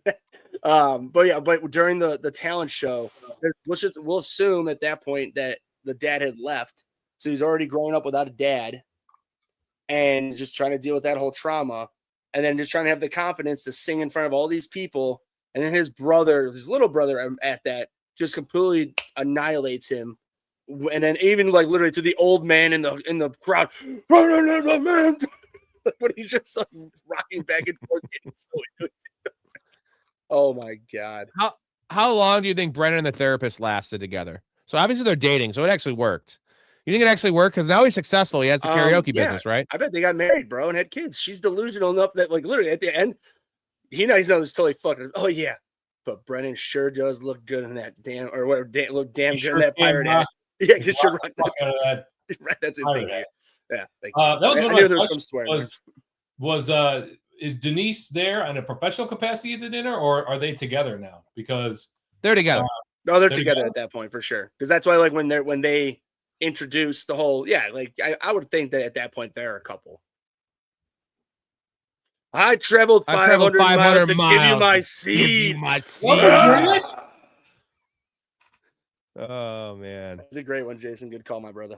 You have any other unanswerable questions, Storey? Yes. So, who filmed the music video, and where did they get the money to hire the hookers, the ladies, the actresses that were part of that? Why did Derek and his friends why are they laughing? Like they're supposed to be supposed to like Robert. Why are they laughing at when they know that Robert is absolutely devastated because that was his boat and his retirement plan? Do therapists really have a legal obligation to attend their patients' events if they threaten to hurl their bodies off of a helicopter? That's a weird one. I feel like that they're dumbasses at that dinner you're talking about. They don't care about anyone. That's the point. It's like Derek's fake. Remember, you know the scene where he's like, dude, I'll do it for 4/5 commish, man. I want to. You know what really gets me off? It's helping out my bros. Like 4/5 commish. How about you'll do it for free? 4/5. He's giving. He's taking off $2,000. What the fuck is that? Yeah, that's 4/5 commish. Like that statement is just garbage, bro. So garbage. My biggest question then is nature versus nurture. Are Dale and Brennan the way they are because of they were just born that way, or is it because of the way that they were raised? And this is the ultimate sociological question, right? Nature versus nurture, and what effect that definitely the parents did have on people's development. I mean, you've seen what like people like Jackie Chan has said. That, like, there's many major actors who've said like, I'm not giving my kids any money because if they can't figure out how to become successful by the time I die with my resources, why should I give them any money? That means they didn't try. So I'm just saying, like, There are many famous people out there who have that same mentality. Shaq's one of them. I mean, there's a lot of them out there. So I'm just saying, like, I would be putting it on the parents of just nurturing them to not get out of their habits.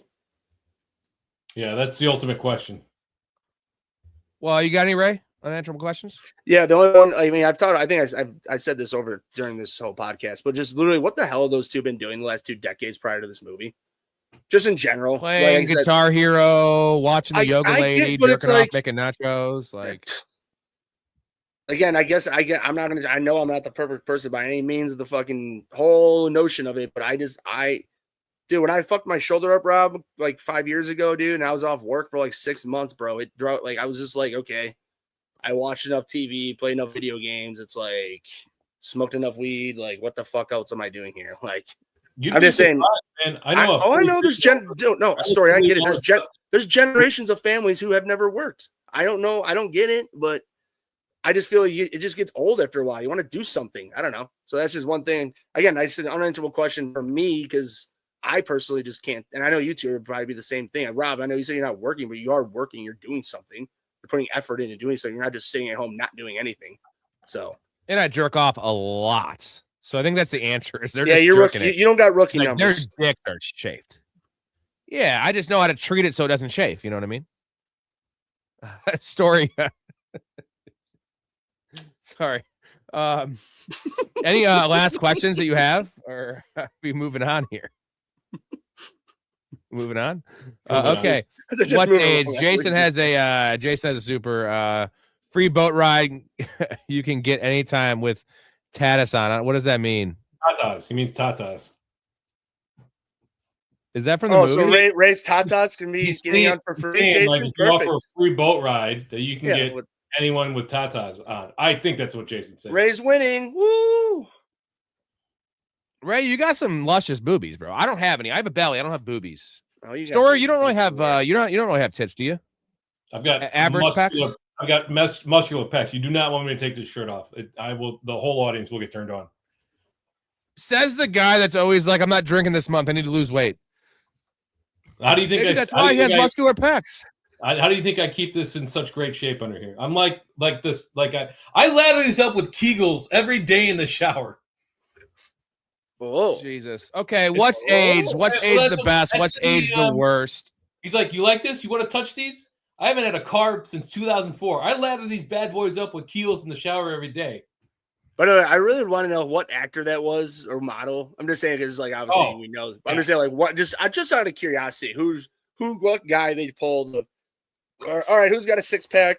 We can oil up one shot. That's all. You? All right. It was not me. All right, I got a couple here. We kind of condensed this segment down just to a few. What's age the best? What's age the worst? So got a couple. Yeah, one of each. One of each. My age the worst is wasting a full bag of Doritos with a samurai sword because it's like $4 for a bag of Doritos now. So that's not age well. And I also like Doritos. And then that is crazy. Age the best. I kind of a tie here. Richard Jenkins' career, because I love him in everything as a character actor, but the Coakley performance in Hall Pass. Have you guys seen Hall Pass? Oh my God, yes. It's like they built this character up like Coakley's out of town, Coakley's in Europe, and you expect it to be some younger, like, hip, like party boy guy, and it's fucking Richard Jenkins. Like, just his skin's, how old he's just old, and like he just is this know-all ass slayer is what he is. And like that, he got that role probably specifically from this movie, and he's in some other stuff. And again, he's just, I love Richard Jenkins. And then Mary Steenburgen is I don't know how to pronounce her name. Steenburgen, she looks great. She's a gilf, always a gilf. Still looks great. Looks great in Curb. I want to bang her. There it is. Steenburgen. Steenburgen, yeah. Yeah. So age the best is like the comedy duo between Will Ferrell and John C. Reilly, I think, is unparalleled. And then this might be the most quotable movie in comedy history. Like this is not the best comedy of all time, but I can't think of another movie that I have more quotable lines from. What age the worst? The douchey corporate bros, like that's still floating around all the time.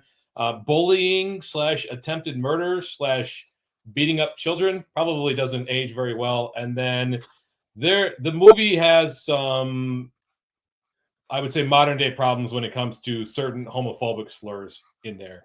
Like even in 2008, That word probably wasn't acceptable, and it's used quite a bit in this movie. That would be my only like real problem with the movie.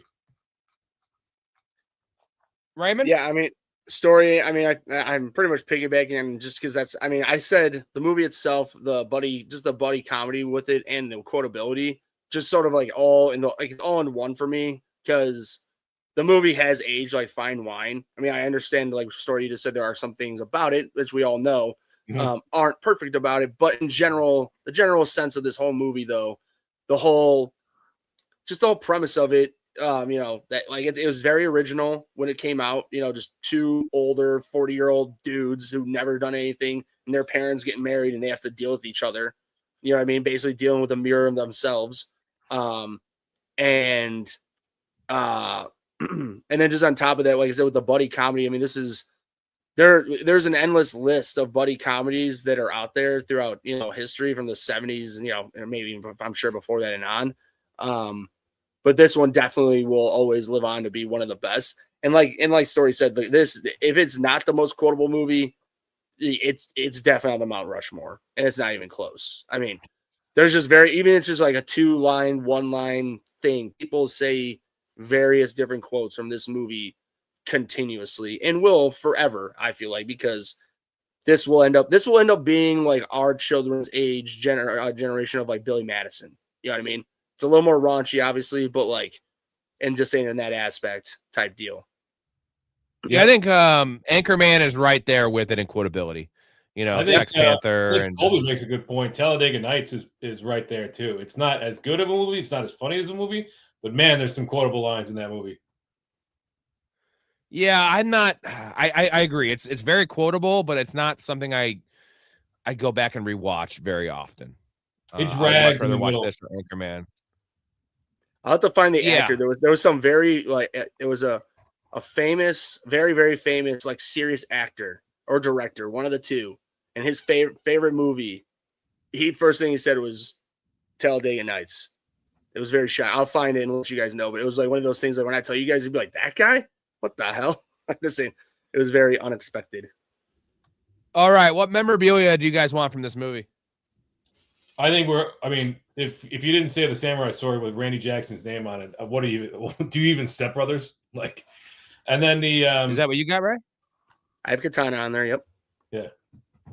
I got Chewbacca mask. I want that crossbow just because the crossbow's badass. I want that just their suit with the J's. It's a badass little get up. That's I mean, not necessarily for an interview, but just in general. Yeah, and then the black leather gloves. If we're talking fashion, I'll take those as well. yeah, there you go. And I said the drum set as well. Is that all you have, Story? Or you have anything else? No, I mean the pinnacle is I think the Samurai Sword. So give me the ship. Neither of you guys mentioned the fake balls. Give me the shipboat the treehouse too. If I could have that in my backyard, I'll be doing the podcast in there every day. I want the fake balls, bro. I mean, again, it's a conversation piece. I don't want those hanging on my wall. You I'd rather a samurai sword. I do. You get a samurai sword in your living room, and everyone's like, "Oh, you got a samurai sword!" Like, did you? I'd rather have take it off? When I'd rather have Johnny Knoxville's fake balls. So those big old long. Well, you heard it was like between $2,000 and $20,000, so they're expensive. You know what I mean? But we're also GT agrees. GT agrees. Fake balls. I know what you. You can just have them out of your pants. I want those. But I'm saying the Johnny Knoxville ones I'm talking about, they would hang halfway down your thigh, not just pop out a little bit. Those things were saggers hanging out of your pants. What do you guys think about Johnny Knoxville doing the new Fear Factor? Man, that white hair does him no favors whatsoever. Really? I don't think he looks that bad. He didn't look bad. He just looks aged. Like, well, but I think he knows like if he dyes his hair, he'll just end up going bald, and he figures, well, I don't want to go bald, so I'll just go white. Yeah, I guess you got to embrace it. But I'm saying, I'm just shocked that he has the same hairstyle. It's just white. I never could get down on Fear Factor. Like the stunts, I think are awesome, and I would love to try some of that. It's the gross out stuff, eating. Yeah, stuff, the eating roaches and shit. So I liked watching it because I love Joe Rogan, so I like watching Rogan. That's it. Wait, we're not about to have a contest of who can eat the most cow dongs on between the three of us? No. That's about a normal Friday for me. How about mountain oysters? How about mountain oysters? Those are normal. Listen, I'll eat oysters. I'll eat clams. I'll eat. Oh, you like crab. mountain oysters? Yeah, Okay. I'll eat. All right, stories I'll in eat for weird mountain stuff. I'll eat gooey duck, right? But all the mountain like, oysters are cow balls, bro. Because when I was in the 90s, I went to my aunt and uncle's in Lombard, and my aunt and uncle were from Kansas, and my mom told me, she's like, yeah, they're having mountain oysters. I was like, oh, like you said, like, oh, some sort of Rocky oyster. Mountain Like, oysters. yeah. My mom's like, no. You don't, because I was under 10 years old. She's like, you do not want these. And I was like, why? She's like, they're balls. I was like, again, under 10 years old. I'm like, what? She's like, yeah, either just don't eat and we'll get some on the way home, or eat PB&J. All right, we're moving on to who peaked, what peaked Apex Mountain. And by the way, we got another goal, Matt. So since Ray has to wake up early tomorrow, I'm going to do double duty. I'm going to take a shot and a chug. Oh, Ray's doing it? I'll do it anyway. Nice. Let's go. Who peaked? What peaked? Apex Mountain. Catherine Hahn. Is this her Apex? No, Is this her peak? no, because like Ray said, she had her own Marvel show. She was that's peaking. A regular in WandaVision, and then she had her own Marvel show afterwards. So I don't think she peaked at all. That's unfortunate. I know you hate it, Rob, but that's peaking. I would say Mary Steenburgen probably peaked. I mean, she did some stuff after that, and she has been in Curb Your Enthusiasm. But in terms of like a movie star, I think she kind of peaked there. Yeah, she's in Back to the Future 3, bro. Which was before this, I would assume. Yeah, long. Yeah, 1990. 90s. Yeah. Okay. That could be her peak. Obviously, I know that Back to the Future 3 was before Step Brothers. Yeah, it's the female lead in that movie. Yeah, well, I'm saying like I don't know what she did movie wise after this. Maybe a thing here and there. I'm sure she's in movies, and I think she's pretty good in Curb, but otherwise, that would be my vote. It's probably this because she's in Curb during this, so it's this stretch of time. That's true. So it would be this. That stretches until the late 2010s, though. Will Ferrell, what is this? Is this it? 2008, or I was thinking Anchorman is probably his peak. No, because Anchorman did better than this. In our opinion, but in reality, I have him and John C. Reilly. I think that this is both their peak because I mean, John C. Reilly, we could have maybe said Talladega Nights. Which is Walk Hard, dude. That's his own movie. He finally got his own movie in Walk Hard. Oh, and that was 09, I think. Maybe was that 08? Maybe 09. Maybe it was 07. I don't know. Either way, I thought Walk Hard was before this movie, but no, you're right. No, it was 07. It was 07. This was 08. But I'm just saying, I know we're talking about this movie exactly, but I think that this time period, like this, so 08 for both these actors was like their peak. Like that was the pinnacle of their careers. So possibly as like their comedy peak. Correct. That's sort of what I'm thinking. Yes. Peak. But in terms of like being a movie star, definitely not. Will Ferrell is still probably as big a draw today as he was in 2008. Fact. That I can agree with. Maybe not. But Adam Scott. No, not even close, dude. This is before his Parks and Recreation. I know. What is it? What is it? I'm just trying to. I mean, his peak is right now. It's Severance. Yeah. No. Yeah. He's completely. He was a comedy guy, and he's totally taking that into new stratospheres of drama. Yeah, I agree with Ray. All that. So, yeah, no, both those. Yeah, I mean, honestly, I'm still going to stick with what I said. I think it's Will Ferrell and John C. Reilly just on their. I think with Story's right though, it's their comedy careers because John C. Reilly, like Rob said, like in the beginning with this, that guy has so many great non-comedy movies that he's been in. Yeah, that he is not just a comedy actor, but he's got his chops, and he's definitely clearly got the chemistry with Will Ferrell. You have any other Apex Mountain peaking story, right? I think you would. I would say, just for argument's sake, Rob Riggle, but you would probably say he's never even reached the peak. So but this is 08. That dude lives in Death Valley, bro. Lowest point. I can't believe you don't like Rob Riggle. That's wild to me. He's not funny. He's not funny at all. He tries to be very funny. I thought his stuff on Fox NFL pregame was funny, but that was written good. I didn't care. He's not writing these jokes. I'm just saying, like, you ever see The Internship? Yeah, awesome. No, I don't think. Is that that's an Owen Wilson movie? Yeah, Owen Wilson, Vince Vaughn, and he's got a cameo near the end. I love that Vince movie. Vaughn It's is a so much shitty funnier good than movie. Rob Riggle. Okay, well, we've beaten this horse to death. So yeah, you all not lamb and fries kind of guy. I don't know what that's from. Is that from? Me neither. That's what I'm asking. That might be from Funny Farm, that Chevy Chase movie in the late '80s. Ooh, I don't know. Jason, Funny let us Farm. know. I actually was going to watch that. Yeah, let us know what that is. There's something about like sheep testicles in that or something along those lines. I don't know if that's what he's referring to. That is what it's from because that's when he's eating. Really? That's what he's eating. That's because he's at the bar and he's eating the fucking Bulls balls and he doesn't know it. And they're like, oh, what, 5 more to break the record. He's like, he has a mouthful. We'll bring another. And he just like mows them all down. Yeah, we got a new winner. And they're like, yeah, we've never had anybody eat this many Bulls balls before. Bulls testicles. He's like, what? And just fucking freaks out. Oh, Jason, you're you're a nasty bastard with your great knowledge of your movie. We love quotes. Jason. I'm glad Jason's watched this one though, so he's gonna come on Tropic Thunder here in a month or so whenever we do it. One Oscar to give, gentlemen. Who are you giving it to? Richard Jenkins. Ooh, supporting. Well, yeah. I mean, like I said, he doesn't try to play foil to the two leads. He just lets the movie and the comedy come to him. I think he's great in this movie. Ray, what do you got?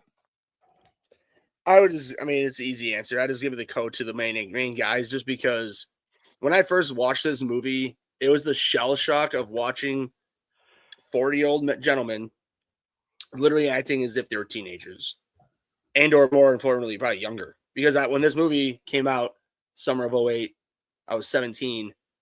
So I'm just saying, like, watching it as a 17-year-old and watching the way that these guys acted, it just was so good because it was so believable to understand that this is how the way that their minds worked, that they acted like they were 10 to 12 years old.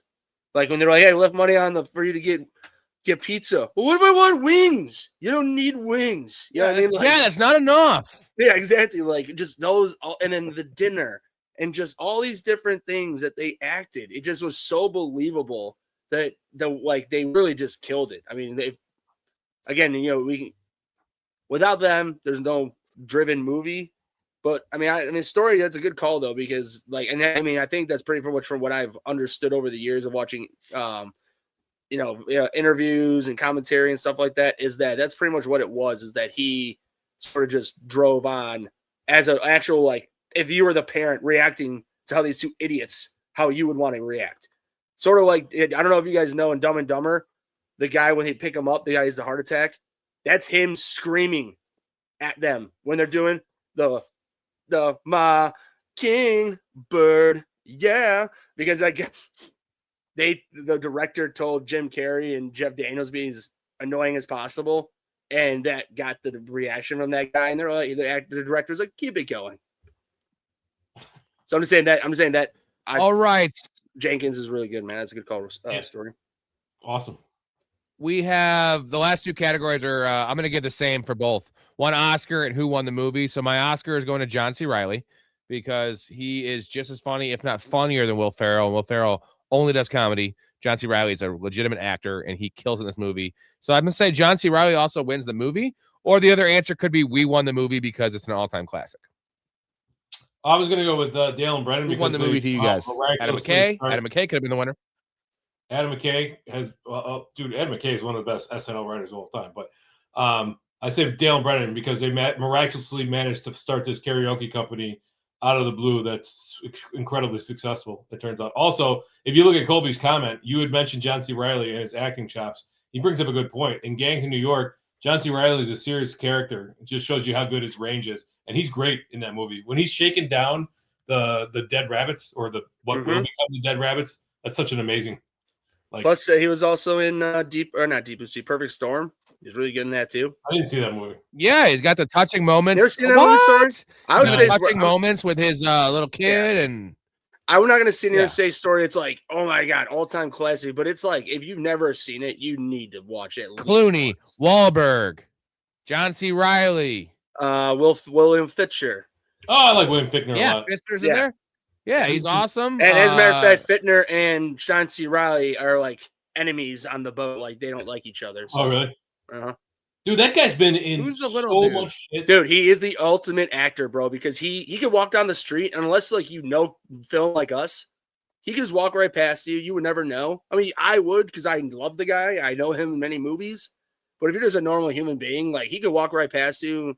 So Rob, our story, I've always told Rob that's like the perfect level of fame and richness I would want if you're going to be an actor. Be like a good character actor or just above a character actor like he is. And just do pretty much anything you want, but not be like a full-blown like lead actor to where you can't go do anything on your own and not be bothered by the public. Because I mean, Fichtner. We forgot about John Hawkes. John Hawkes is in that movie. Oh, I love John Hawkes. Oh yeah, little dude. Yeah, the guy with And the then stash. also Diane Lane, who's my all-time He's love really affairs. good in Contagion. Have you guys seen that? Yeah, Skinny guy, right? yeah, Skinny guy with brown hair. yeah, skinny little small guy. Yeah, He was. Did you guys ever see Peanut Butter Falcon with Shia LaBeouf? No. sounds made up. Definitely not. You know who else is in Perfect Storm? Michael Ironside, who's my like. Oh, spirit Michael animal. Ironside. Oh, yeah, Michael Ironside is funnier than Rob Riggle, bro. All right, this is a great show. Felt good to get back to the movies, boys. It's been a minute. So In a minute, yeah. Yes, sir. we got under 2 hours too, which is pretty impressive. Wild. I was just looking at. I feel like the Ray, go back and check. unreal, bro. It's unreal. It is unreal. He's an all-time character actor. He's literally in so many. He's in so many movies, and the character he plays in almost every movie I've seen him in, he's a memorable character. Yeah. It doesn't mean he's like the main guy or anything. Like I've said many times, I love Armageddon. It's a bad, good movie, but I love it to death. I'll watch it over and over again and never get sick of it. But like his character in that, like I love that. When he pulls the gun out and then Steve Buscemi walks and just comes up the elevator. What did I miss here? Like, oh man, it sucks up here. Dude, think about it. He's in the opening scene of The Dark Knight. He's the badass with the shotgun in the bank. He's Right. in Black Hawk Down. Like he's awesome. No, he's Dude, in if I ever meet William Fichtner, I'm gonna have him record a little like video for the pod. Dude, yeah, we should. We Yes, should we're have a doing- show. Dude, we should have a show for the really split a all-time cameo. like that guy. Yeah, all-time character actor. Dude, guys, that's what we need to do. We need to find an actor that we all want. Bruce Greenwood. You remember Bruce Greenwood? He's an all-time character actor as well. I'm saying, I'm saying, I'm sure I'll know. Like, you probably he's the president, or not the president. He's the CEO of the company in iRobot. He's in a show called Nowhere Man. He's in Rob, you'll know him, In Flight. He's the union guy, the Southern Union guy. Oh yeah, that guy that's with John Cheadle. Yeah, that's his buddy. Yeah. What's his name again? You know who else? You know who else in this conversation? Bruce Greenwood. James Rebhorn. James Rebhorn. I know that name. Help me out. Rebhorn. He's in everything ever. He's the, yes. Oh my god, dude. He's Dickie Greenleaf's dad in Talented Mr. Ripley. He's in Independence Day. Oh yeah, he's balled up here. Defense in Independence Day. I know that guy. Yeah, dude, he is in every. He always plays kind of an asshole. Meet the Parents. Meet the parents. Dude, Meet the Parents. He is so fucking. He's good. epic in that. Yeah, he always calls him Fokker. Yeah, where they go, Fokker? Yeah. So we got to do a show on like these guys that are just like the best of the best that are just like, they're in the background for some. Now I think Philip Seymour Hoffman is actually the winner because he only has a couple leads. He's so good. He's too big of an actor. No, I get that. It's because he was too good, right? He was too good at his job. His Twister guy. You know what I mean? Like, dude, no.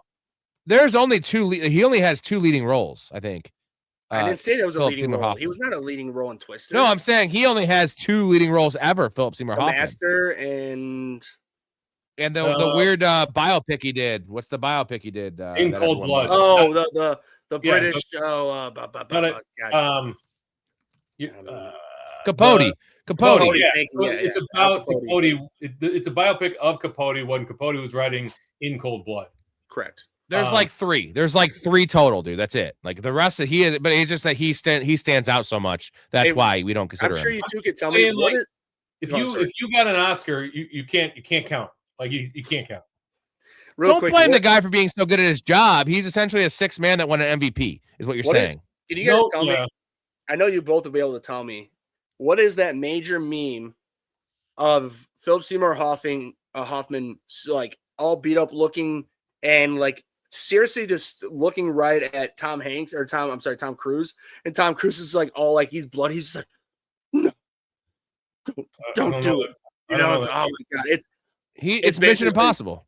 That's what it was. Yeah, okay. The story basically Mission people use 3. that for things of like things that you shouldn't talk about, and it's like usually like especially like I've seen memes. It's like once I had 5 drinks during the holidays and I want to start talking about politics, my wife looks at me and then it shows that meme, and then the wife is Tom Cruise. Like, no, text me that meme, Ray, because I don't know that meme at all. Oh, it's it's a good one. Hold on, I'll find it. All right, gentlemen. Any last thoughts on the movie? What do you guys got? We love it. It's on Tubi if you want to watch it. So, yeah, if you've not seen this movie, God help you. I was watching it, man. Right? Let's rewatch it on Tubi. Yeah. You got a last second. Yep. I got it. Shout out Coast Guard, Perfect Storm, and The Guardian. Guardian was a good movie, actually. I don't know Coast Guard. No. I don't know. I thought The Guardian is a Coast Guard movie, so that's why I don't know if maybe that's what he means. Yeah, I don't know. The Guardian. It's a mid-2000s movie. I don't know. I've never seen it. You ever seen it? It's with Ashton Kutcher and the guy from the Kevin Costner. It's worth a watch again if you haven't seen it. With that movie, Neil McDonough. That's one of those character actors. Dude's in Minority Report, right? He's in Walking Tall. He's the blonde guy in a bunch of stuff. By the way, Storey, another reason to watch Perfect Storm. Bob Gutton's in it, dude. Bob Gutton makes like a 12-minute appearance. The Warden, bro. And I love Bob Warden Gutton showing up in movies. That's the Warden. Yeah, okay. you know he's the guy that has the little sailboat that he refuses to like go off course because he thinks the storm's not major, and that's a whole. Oh yeah, on the sailboat, on the fucking sailboat. Yeah, that guy. And everyone, the girls, oh my and they're God, like, I know crazy. exactly. He's like, we're not leaving. Bob Gutton, all-time asshole, right? All-time just piece of shit in movies. Bro. Has he ever been like a positive influence in a movie ever? Can you remember? I mean, you could argue that his character in Argo is trying to do the right thing, but he does come off like an asshole in it. Well, think about like Patch Adams. Like he's same character in Patch Adams. He's the dickish, like he's like the lead doctor that's teaching all the doctors. I don't know what the name for that is. Hey. You know, I met Patch Adams. I met the real Patch Adams. Really? Yeah. Really? 2001 or 2002. I met him at a conference. Really? Yeah, he wasn't as funny as Robin Williams. Well, I guess as expected, but What are your guys' thoughts on the butterfly effect from Peasy? I have never seen it. I've heard what? I heard it's Ashton Kutcher's best, though. It is. Definitely. Oh, by far. No, it's a great movie. It's fucking is. weird. Honestly, it's great. I have a hard time. I over the years it came out, I would say maybe 2002, 2001, 23. I think 2001. Yeah. 2003. Was it 2004? So, but I'm saying it's okay. 2004, I was fucking 13 years old. Pretty serious movie to watch at 13 years old, but I've watched that movie probably over 10 times at least. And just because I'm a huge dog lover and the whole thing with that, and just it's a rough fucking movie because it's very like just a real like. Now, of course, is there a dog that dies in it? Oh, big time, bro! Not in a good way too. Not in story. Okay, I'm not well, gonna lie. You know what? He goes back and changes it. Okay, he does. I'll say this. Amy Smart is also in that movie. Shout out Amy Smart. Now, Road Trip is one of my first, the boob movie virginity thing. One of my first boobs I've seen. Are just normal. Just normal. That scene was one of the first. Like I'd seen Halloween, I'd seen some boobs, but like that was one of my first notable boobs I watched a bunch. So I always loved Amy Smart. She's awesome in that movie. What a good story. Please watch Butterfly Effect. I promise you. It's a sci-fi. It's a mind bender, bro. And Ashton Kutcher is legitimately good. I'm making my way through Paradise on Hulu. So as soon as I get through that, I'll move on to these movies that I got to watch, including Perfect Storm and Butterfly Effect. We got two for you today. You haven't watched Lost. You haven't watched Lost, have you? No, I haven't. But Paradise is only one season, it's 8 episodes, so I can bang this out. And It's Always Sunny. We got a long list for you, bro. Actually, I might start that after this. I might start It's Always Sunny in Philadelphia. Oh my God. Please. Then you're not going to watch anything else ever because you're going to until you finish it. It's Yeah, not these good. are Or Rob, he might hate. Maybe he hates it. I don't know. I've seen Story. Well, It's if you- just well, if like you've seen- it's just yeah, like if you've seen Seinfeld. plenty of clips. You got to get past the first season. The first season of Seinfeld's Seinfeld bad. on The crack. first season of Sunny is kind of bad. Once you get past the second season, same as Seinfeld, you're moving. And when you get to season 4 and on, it's the same as Oh, Seinfeld. It's like to you the can't moon. miss.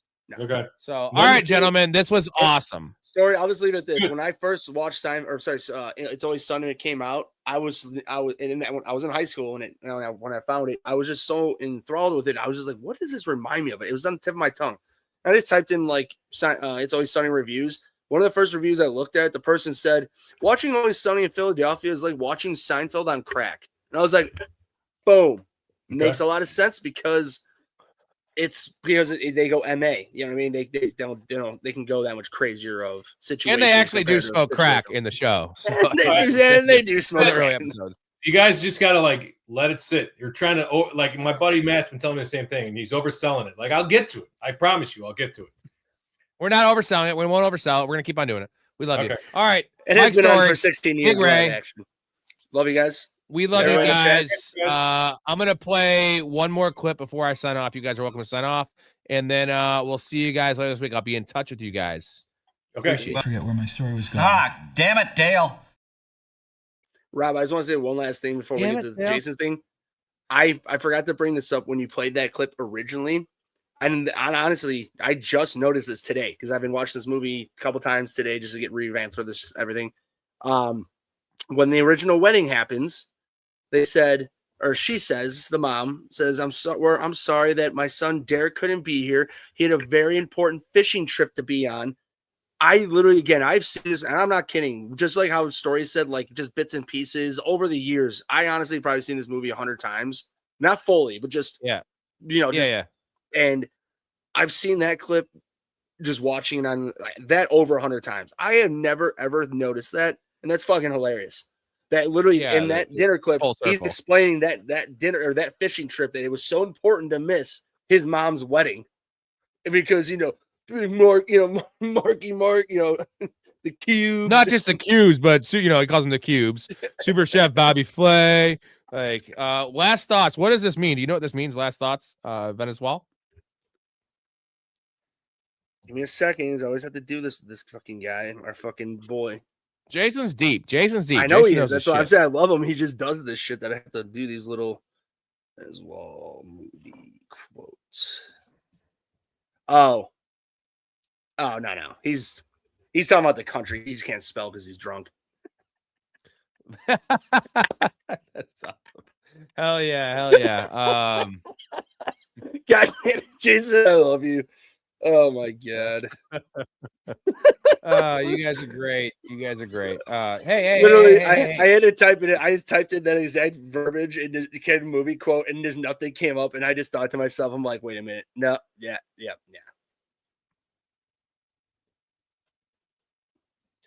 That's funny. All right, Jason, we love you. We'll be in touch about Tropic Thunder. That'll be second or third movie we do. You see the format now, so it's gonna be great. And I'm gonna host. It'll be you, Story, and Big Ray, and I'll just host and kind of move it along and add little things here or there. It's not one of my favorite movies. I love it. I'm gonna watch it a couple times. Maybe I'll grow to love it. Definitely like it more than I like Rob Riggle because that dude's terrible. Jason, Rob Riggle's terrible. Okay, it's bad. Not funny. He was a military. That man was a Marine. Don't tell Jason what he likes and doesn't like. I'm not saying he's a bad dude. I'm just saying he's not funny.